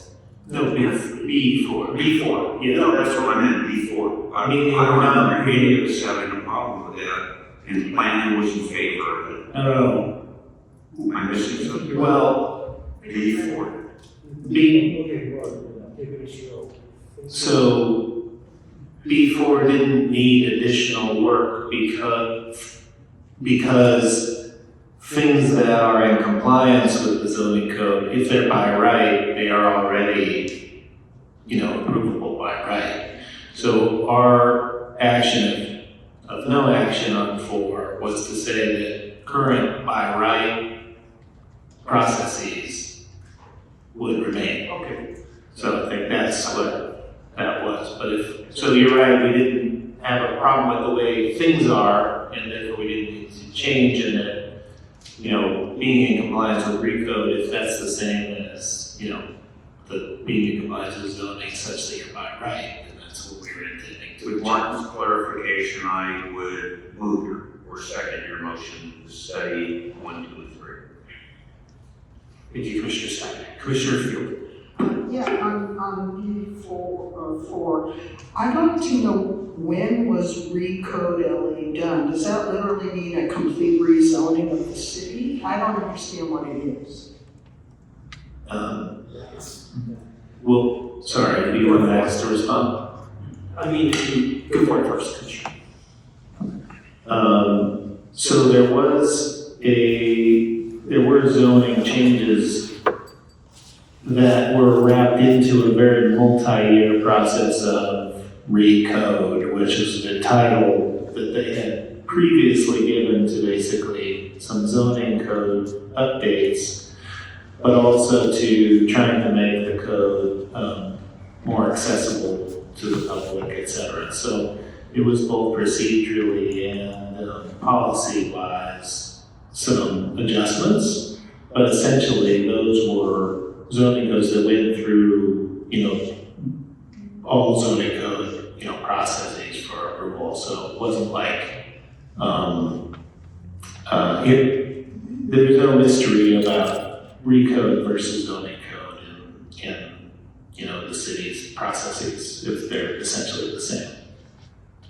Okay, but how recent, or in other words, in compliance with Recode LA, how recent is this Recode LA, which would determine this? Well, Recode LA is the zoning code. So Recode LA is an anachronistic term. Ultimately, it was a process by which the zoning code went through some updating and had a title at the time, but it's essentially the zoning code. So if you read this as projects that are in compliance with the zoning code and are by right developments, then that's what that means. Okay. Yeah. Other than a subdivision act, because even if it was, I'm sorry, thank you. Other than the Subdivision Act, if you're doing a subdivision, this wouldn't apply to it because that needs another discretionary approval from the advisory agency. This is why we talk about it by right, and I keep saying that. So it's in compliance and it's by right. You're allowed to build that without any, anything but a ministerial approval. Can I add something? Please. It's a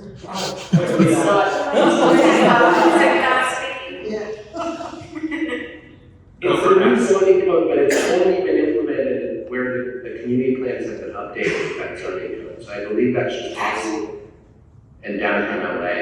So it only applies in those areas. Correct. Thank you. I knew it had something to do with community plans, and I was just going to ask. So it's actually something that exists only in a couple of areas of the city, essentially, at this time. Yeah. I mean, essentially, there's something called site plan review in the city where if you're above a certain amount of units, there is like a discretionary action. So this would be essentially getting rid of site plan review in those areas. So I mean, if what you guys want to do is get rid of site plan review and put that in the charter, you might want to look at, I'm looking for the recommendation. I'm not sure if that's what the commission is expressing. But I mean, it's just, you basically just say Hollywood and downtown, we're going to get rid of site plan review. And wherever they roll those out, those are the new community plan updates. Commissioner Field. Yeah, I'm really sorry, but one question, I hope my last one. If a project receives ministerial approval, which as I understand it is just less paperwork, it gets approved more easily. It saves a lot of time. Yeah, is it appealable?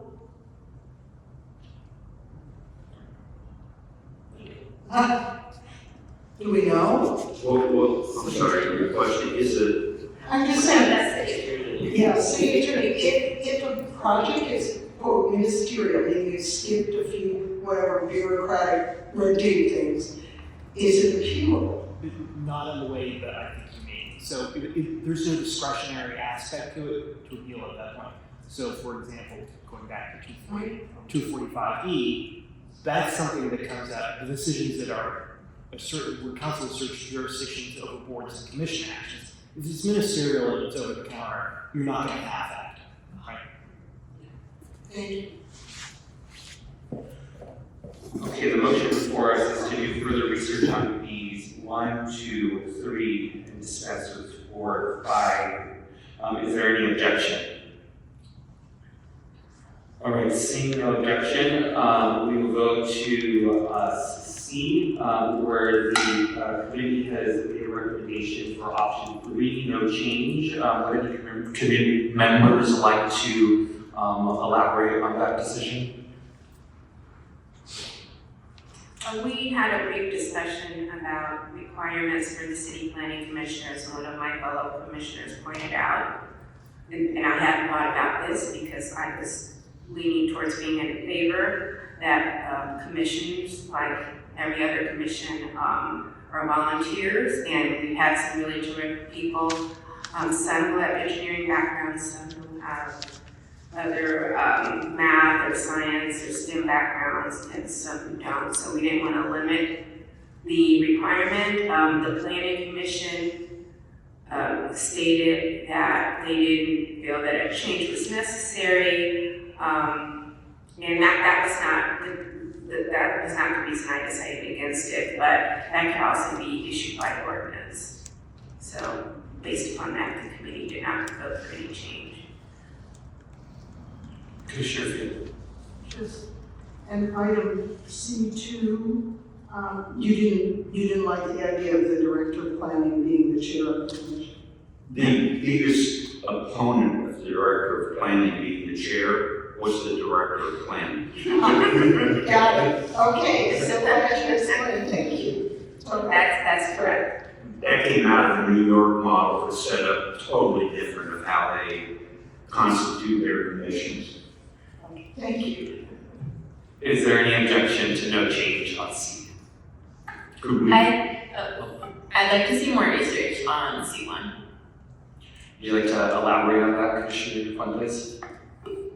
No, I'd just like to see more research done. Well, I'm sorry, I didn't.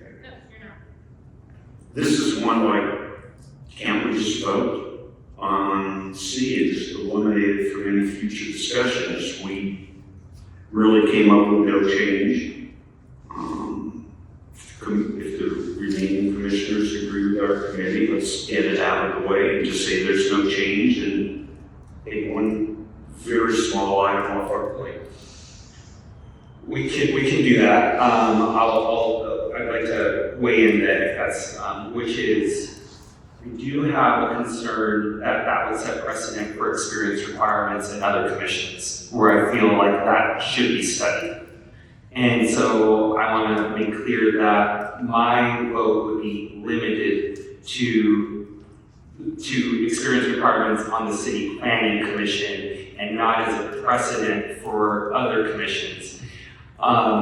Unfortunately, because of the amount of time that our commission has, I don't think we're going to have a full exploration of the commission system of governance in the city of Los Angeles, which I would love to, because that would have been a central part of it as well. So I just wanted to note that before a vote on this. Well, could we amend it and just say that the experience requirement is being eliminated, is not being changed as presently is constituted for the planning commission, which has no bearing on any other commission that we may discuss? Yep. Like so moved. Second. I just Not a mover. I just need that one more time. We are going to vote, recommend no change and vote on that. And as to the item C1, the experience requirement for the planning commission will not be changed with no prejudice to what this commission may do as for the experience requirement for other commissions. All right, let's do discussion. Commissioner Field. Yeah, I guess I want to be sure I understood the committee chair. Basically, what you understood, or all of you on the committee, was that not by charter, but by chance, that many of the planning commissioners do have some of the skill sets and experience that fits the needs of their work? Yes, that's what I'm saying, and the director of city planning, generally the people are, they're just like the mayor, but he said that could be settled by ordinance and not necessarily by a charter. In other words, So we're not saying that anybody can just come off the street, but it hasn't been, and he didn't feel that it had been an issue in the past. and that it could, if the time came or the situation arose, that by council motion and mayor signature, whatever, they could impose those requirements. It doesn't have to come from the charter. Correct. Okay, thank you. Any other discussion? Okay, I'm gonna call a vote. Can the executive director, can you restate the motion? Sure, it's, let's see if I can get this right. Recommend no change, but as to C1 experience requirement won't impact other commission experience requirements. All right, that is the motion. We will take a vote. Can we get a second on that, just so we're procedurally I correct? think I moved it and you seconded it. I didn't realize that you were asking me to move it. You moved it and I seconded it. Sorry, I think you moved it and I said, Could I just clarify though, the motion is to support the no change? Yes. Yes. With that caveat on item 1. Clear action. I want to be sure. All right. Commissioner Andrades. Yes. Commissioner Field. Yes. Commissioner Fuentes. No. Commissioner Lewis is absent. Commissioner Mack. Good. Yes. Good. Commissioner Mesa, yes. Commissioner Murray. Yes. Commissioner Sanchez. Yes. Commissioner Schlatter. Yes. Commissioner Stein. Yes. Commissioner Thomas is absent. Commissioner Thomas is absent. Motion passes. Great, let's go for the first subcommittee to actually ask. It is Something to be proud of, absolutely. All right, let's go to D, ensure abundant and equitable housing. The committee also recommended no change on this. Would any committee members like to elaborate? This is one of course, we support housing and abundant housing, but this was an area where we felt, with all the things that we have to get through, that we were gonna table this item. So we definitely want more housing, more affordable housing. We recognize the homelessness crisis in the city of Los Angeles and statewide and countywide and America-wide, but we chose not to take this up any further with charter amendments at this time. Commissioner Field. Clarification, so item 1, 2, 3, and 4 are in the current charter, and you're saying don't? No, we're not addressing those issues. Oh, so those We chose are not to not, address those. oh, okay. Meaning, all of these were somebody's Recommendations. I see, and you're saying we're just not going there. Okay, thank you. Not that we didn't think it's an important issue. No, I understand. Yeah. Okay, thank you. I just want to say I appreciate the chair explaining that, especially to the public, because these are issues that many of us, including me, care very deeply about, but also many of us, including me, understand that we have 5 months left to go, and we're not going to be able to do everything. So I appreciate the committee's judicious behavior on this. Are there any other commissioners? Yeah, and I hear that, and I appreciate the work you've done, but I think now is the time. In my personal opinion, I would like to see 1, 2, 3, and 4 at least have further research done, so if you can put it to a vote in a similar fashion.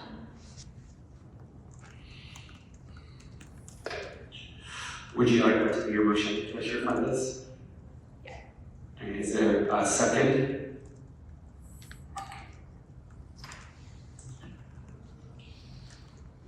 Commissioner Sanchez is, that's all right. It's okay. All right, Commissioner Fuentes, lack of a second, so the motion dies. And I will make a motion, if I could, that we adopt the no change under D. Second E5.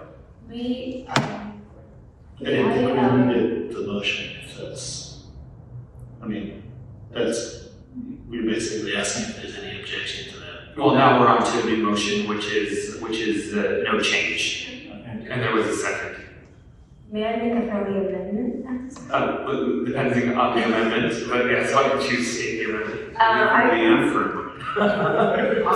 Correct. I'm just curious if there's a way for us, in a given time frame, if we are not able to explore from this round of charter reform, is there a way for us to create a list of things that we would recommend for future charter reform studies and research? There's not a way. There's not a way for you to do that. So there is absolutely a way. Not a way. And May I request that we make that a separate motion, because I'd like to second it. It's not limited to item D here. Yes. Yeah. I think we should take care of D with the understanding that we would like to discuss this question of how items we don't get to today, or, I mean, in our current process, are still listed or potentially recommended upon. And that may even go to when we give our final presentation to the city council. we will go immediately to that conversation after this vote. The motion before us is to have no change for item D. Is there any further discussion? All right, seeing none, I'll do a roll call vote. Commissioner Andrades. Abstain. Commissioner Field. Yes. Commissioner Fuentes. No. Commissioner Mack. Yes. Commissioner Mesa, yes. Commissioner Murray. Yes. Commissioner Sanchez. Yes. Commissioner Schlatter. Yes. Commissioner Stein. Yes. Motion passes. I don't, did the chair vote? Yes, the chair voted yes. Okay. All right, let's go to the previous question. That's too technical a term. Let's go to what Commissioner Mack raised on items that can be flagged. Now, let me take a step back. I've not been able to have this discussion, and I'm not sure if it's fully prepared, so I'd like to flesh it out, but we are obviously going to transmit a report with charter recommendations to the City Council. And there are items that we have that committees and the full commission may have wanted to also address charter recommendations, and like today, we made a decision to dispense with it because of the amount of time that we have. In addition to that, I think there are other items that we are going to learn about the city of Los Angeles and its functioning of government, where I think there will need to be a future commission of some sort. It doesn't have to be a charter reform commission, but some future body, that's up to the council to decide, to further study. And so I would like to, at some point, make sure that we do have a list of what are the items that we thought if we had more time, we would have been able to deal with. This being one of them. And then other, even bigger questions that we see in the city of Los Angeles that we really feel like need to be addressed. So let me pause there and just take questions and reactions. Is that a motion? No, it's not a motion, because I would really like to get something on paper and have future discussion on it. And it's also not agendized properly for something like that. Okay. May I? Please.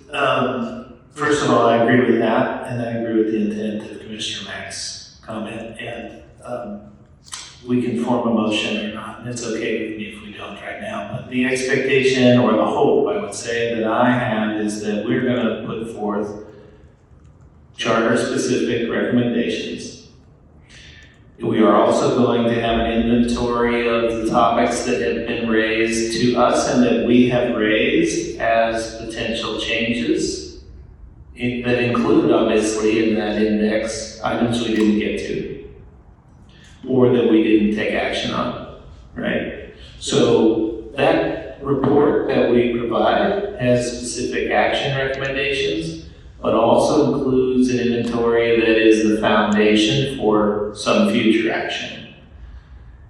In addition, I do think it's appropriate for us to signal where, for whatever reason, we don't have a specific charter action and we believe it merits further discussion for future charter action, that we flag that. But there also may be actions that we as a commission would like to indicate to the council deserve action of policy or ordinance. For me, the JJJ item is a perfect example of that, and I would love for us to put forth a recommendation that while not instituting that in the charter, we believe that the extension of JJJ is something that could and should be done by ordinance, allowing the policymakers to, get specific on things that we may not believe should be specified in detail in the charter. So that's my hope, and a perfect example of something that was just in discussion where I think we could find, hopefully some guidance for the council. And I'm interested if Commissioner Mack, if you think that suits your intent here. I think, yes, I agree with your additional comments. I think mainly, where my interest is at is just really, I think from the beginning I've mentioned that, we're going to be looking at a lot of things. Some things we do within the charter, some things are things that we can set forth for further kind of research through ordinances. And so I think just create that list of we heard from community, we heard from internal cities, and this is kind of how we decided to divvy it up and what we want to put forth in terms of charter reform.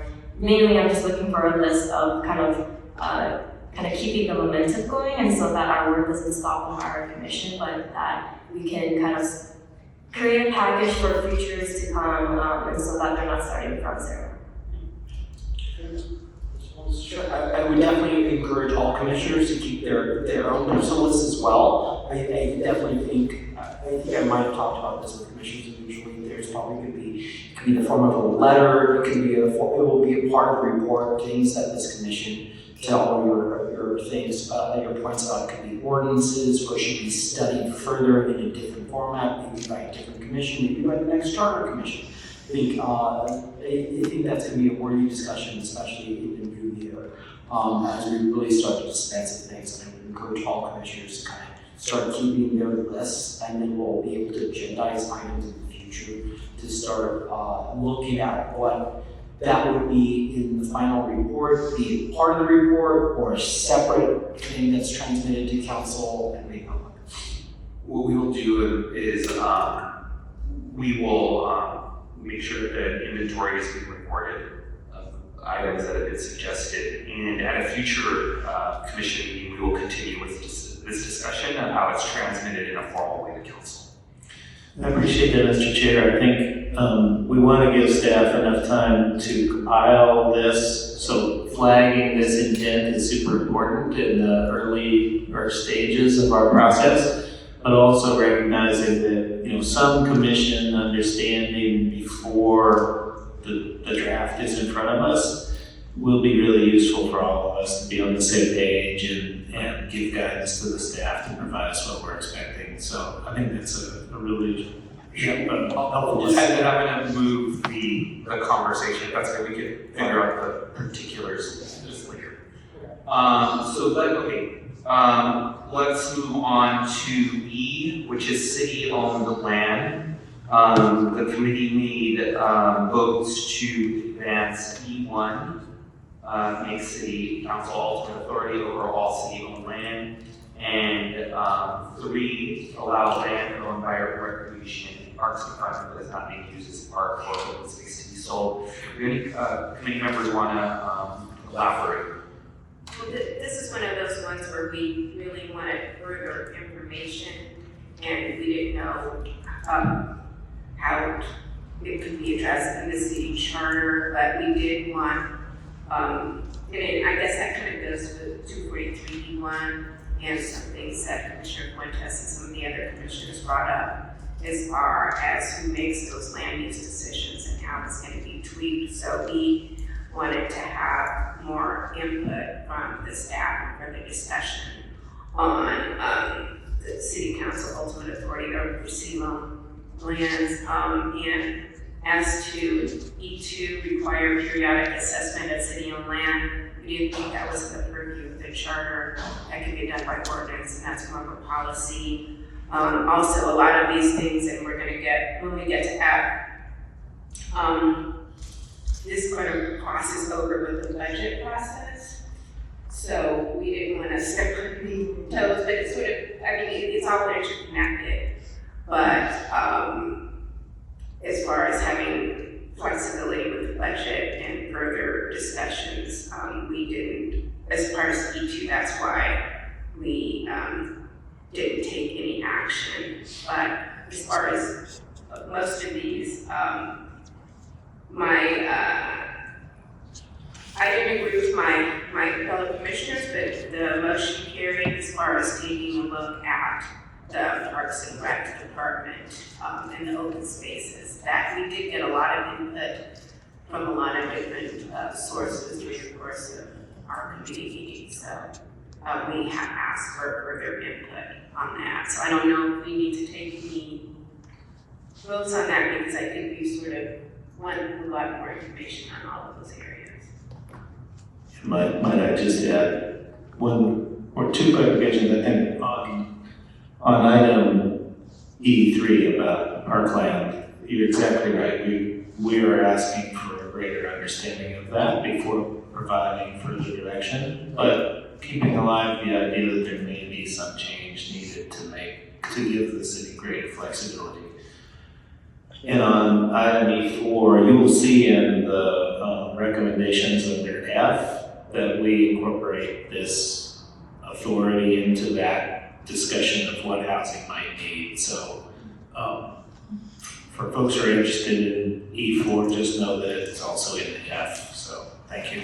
And I believe that we ask that staff provide us what LAHD can do today in terms of their authority to develop housing. So is this something that is necessary to put in the charter? Is it already done today? And hopefully staff will come back on that item to us. That's effectively our recommendation under F. Yeah. Correct. Commissioner Sanchez and Linfield. Thank you. On item 3, allow land owned by Recreation and Parks Department, what I would like to see, since we are park poor, I think for the most part, is what is the criteria that defines it? Because we know that certain council districts have different needs and land, and who decides for the most part. The other one is, how do we determine if it's sold permanently to private development, for example, without adequate community returns? I think it's important that we further study that, because there are lots of open spaces that have not been developed for whatever reason. That's what I would like to see on that issue. Commissioner Field. Sort of echoing that, actually what I'd like to hear about, instead of sale, is 99-year lease. I don't know enough about the development world, but it seemed to me if I want to build housing, then 99-year lease from the city should be an adequate commitment. I hate the thought of selling permanently anything that the city might need in the future for a specific public purpose. So I would like to see if the staff can provide information about how that might work. I noticed that in one of the case studies, they're talking about the Lucas Museum and a little tiny strip of land, and they, did a 50-year lease or something. So I'd like to hear more about that as opposed to actual sale. And I guess, given what we've been told, that this is still sort of in progress, I just want to verify we're giving input tonight, we're not going to try and vote on anything in E tonight. No, we didn't, we asked for further clarification. And Commissioner Field, I know one of our discussions there was that this discussion of to be sold is not, it shouldn't be limiting us. We may be discussing sale, lease, or transfer within the city even. So it's really about the question of changing park uses as much as it is about ownership. So under E, the committee has instructed staff to do further research on E1 and E3. E4 is being addressed in F, is that correct? For the most part? Yes, it's the same as that. So is there any objection for E that that we're doing further research on E1 and E3? All right, let's go on to F, funding for affordable housing. The committee, wanted to do further research on F1. Yes. And on F2, like I said, that deals with the budget, and we didn't want to step on anybody's toes with regards to the budget, whether that be from the city council or any other entity dealing with the budget. So we did really want to do a deeper dive into F1 and see if there's any way that we could amend or have the charter address that. Any objection to advancing F1 for further research? All right, seeing none, let's go to G, economic development. We've had numerous discussions on the floor area ratio, and I don't know what they did, maybe one and two, and then, okay, so the committee voted to do further research on G1 and G3. May I just speak briefly on that? So we basically agreed that it should be eliminated. However, and I don't know if the voice of God, also known as Max, is still on the call. Maybe he can explain to the fellow commissioners that it's easier said than done because it affects, there's a lot of collateral consequences. So, God, please speak to us. Yeah, so, basically you're changing land use by removing that. And so you have to do, CEQA before, an environmental impact study. And there was actually a recent case in San Diego where they sort of took something to voters that changed land use and it was, denied because they didn't do CEQA before. So we're basically, before it went to voters, you'd have to do the CEQA, but we're trying to work with planning on, various options of, still eliminating it without, because we're not gonna have enough time to do CEQA before, November 2026. So, we're gonna come back to the committee and commission with hopefully a workaround for that. Thank you. And also, there is probably not one entity, including all of the public comment and all of the written comment, that doesn't want to eliminate that. So it's just weird. It's more of a process. So we pretty much have the input and the feedback has been 100%. Get rid of it, but it has to be tweaked because we want to make sure that it upholds scrutiny. Commissioner Field. And just, if the committee chair would help me out, it sounds like 2 and 3, further study, further staff, whatever. But section G1, and did you vote unanimously that we should indeed eliminate that section, the FAR thing? Well, again, it can't just be eliminated because there's collateral consequences, and it makes it very. So that's the policy. However, we have to figure out the right, as Max just stated, the right way So, to, a mechanism Yeah. as a charter amendment that would say, for example, this is, we'll work with lawyers and planning on it, that it would be eliminated if a, CEQA was performed by a certain date that would have this outcome, then it could be eliminated by ordinance, something like that. So we'll look at all the options, we don't know, we might come back and say, can't do it, but we're gonna keep on going on research. And then, you said two is not being studied, but 3 is.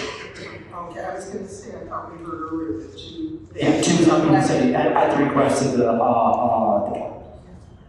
Could I just say about the CEQA thing, CEQA's been substantially defanged. So I do hope when the research is being done, that people are using the most recent legislation around what CEQA is and what it can and can't do, because it's been badly damaged from the point of view of people who support it 100%, I should say. I'm sure that's being taken into account. Thank you. All right, is there any objection for further research on G1 and 3? All right, seeing none, let's go to. May I just acknowledge one point as well, and that is that this is under the heading of economic development, and we were very clear that we didn't feel that this was an exhaustive list of economic development opportunities, which both as a statement is important, but also I believe staff is continuing to solicit potential suggestions, and we may be able to expand upon this. Thanks. All right, we're gonna go to H, refining the planning department.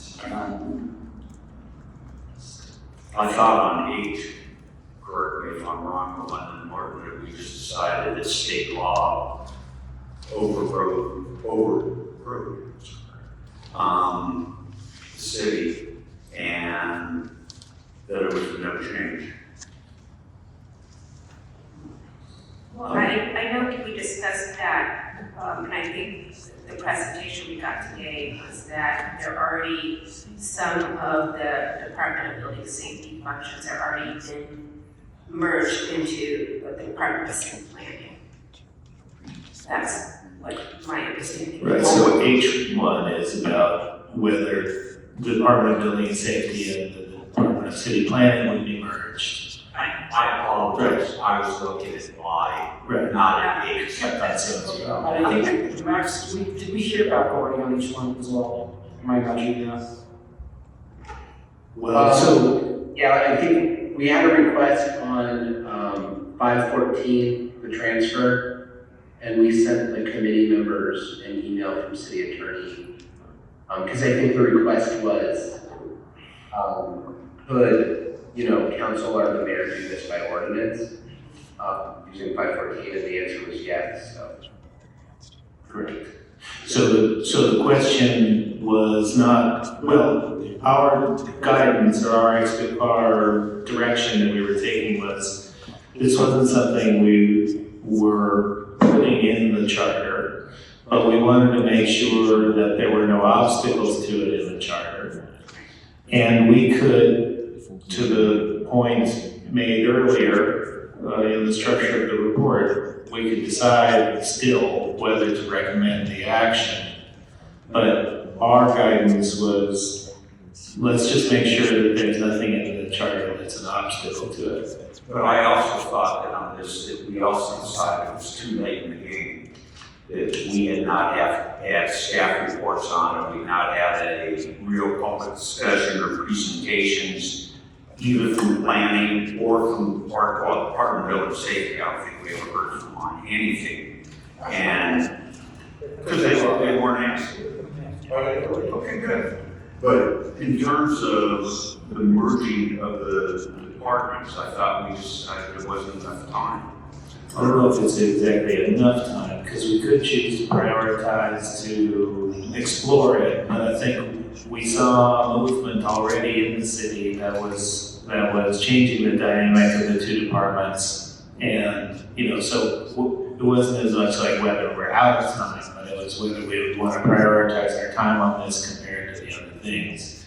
And I think that's, in sync with where you're going, but I just wanted to be clear. But I thought that we had come to, okay, I mean, first I'm going to give my opinion, and I'm going to directly try to answer yours. Having zoning, whether you get your clearance from in the real world, whether you get your zoning clearance from building safety or get it from planning, in most cases you have to get it twice. And therefore I don't consider the small change that's been recommended they're going to do to, place that zoning function in building safety zoning division really is what's talked about merging building safety and the planning department. Right? That's a large, different animal to attack, and I thought that we decided that we didn't have the attack for that. I don't have a position where I'm trying to allocate, yes, we should merge it, building safety should be supreme, or planning should be supreme. I just thought that there's not enough time to ever go into it and make that determination from the little bit that we've already been given. You are in agreement. Yeah, I don't think we had a position because again, the city is already starting to take their own actions. And we didn't have any further information about how that would affect anything. So, because we just wanted to make sure that there was anything that was preventing the city from taking action on that. And what's interesting, in the last time that it came around under Antonio's administration, it was not a charter amendment that anyone talked to, it was an ordinance of city council. That's what got them all in trouble on that particular issue. It was never a discussion that hadn't been in the charter. Right, because it doesn't. At least that's what we're wanting to ensure. Yep. And it sounds like the advice that Max got confirms, correct, that. So let me ask the committee members, it was the initial motion for the committee just to explore whether there were obstacles for this to happen via ordinance, so we seem to have the answer. So would the committee members be open for each just to do further research on H2? Looking to our chair, but that sounds like a friendly amendment. Yes, I was going to say that, yes, thank you. I would like more information on that, so that we could, and it looks like my fellow committee members agree, so yes, I'd like to do further research on H2. All right, is there any objection for H to doing further research on H2? So to clarify, just H2 and not H1? Correct, you got the answer. All right, no objection, let's bring this home. Aye. There was a recommendation of no change from the committee. Again, with... That was a supremacy question. Yes, I believe that was, we addressed that, and Commissioner, you mentioned this as far as state law. You have it.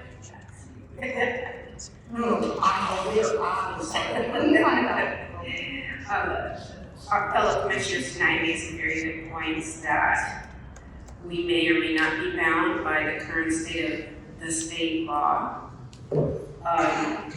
Again, I mentioned this. Los Angeles is a very diverse city. We have pastoral regions, we have urban regions, we have suburban regions in the city, and it is a policy decision. I know there are implications for housing and homelessness, but and we got some excellent presentations for community members about this, and I'm going to be having further discussions with them about this in the very near future. However, the committee voted at this point not to, it's something I feel strongly about, however, as far as how it's adjusting the charter may be overridden by the current state of the law, the current state of state law.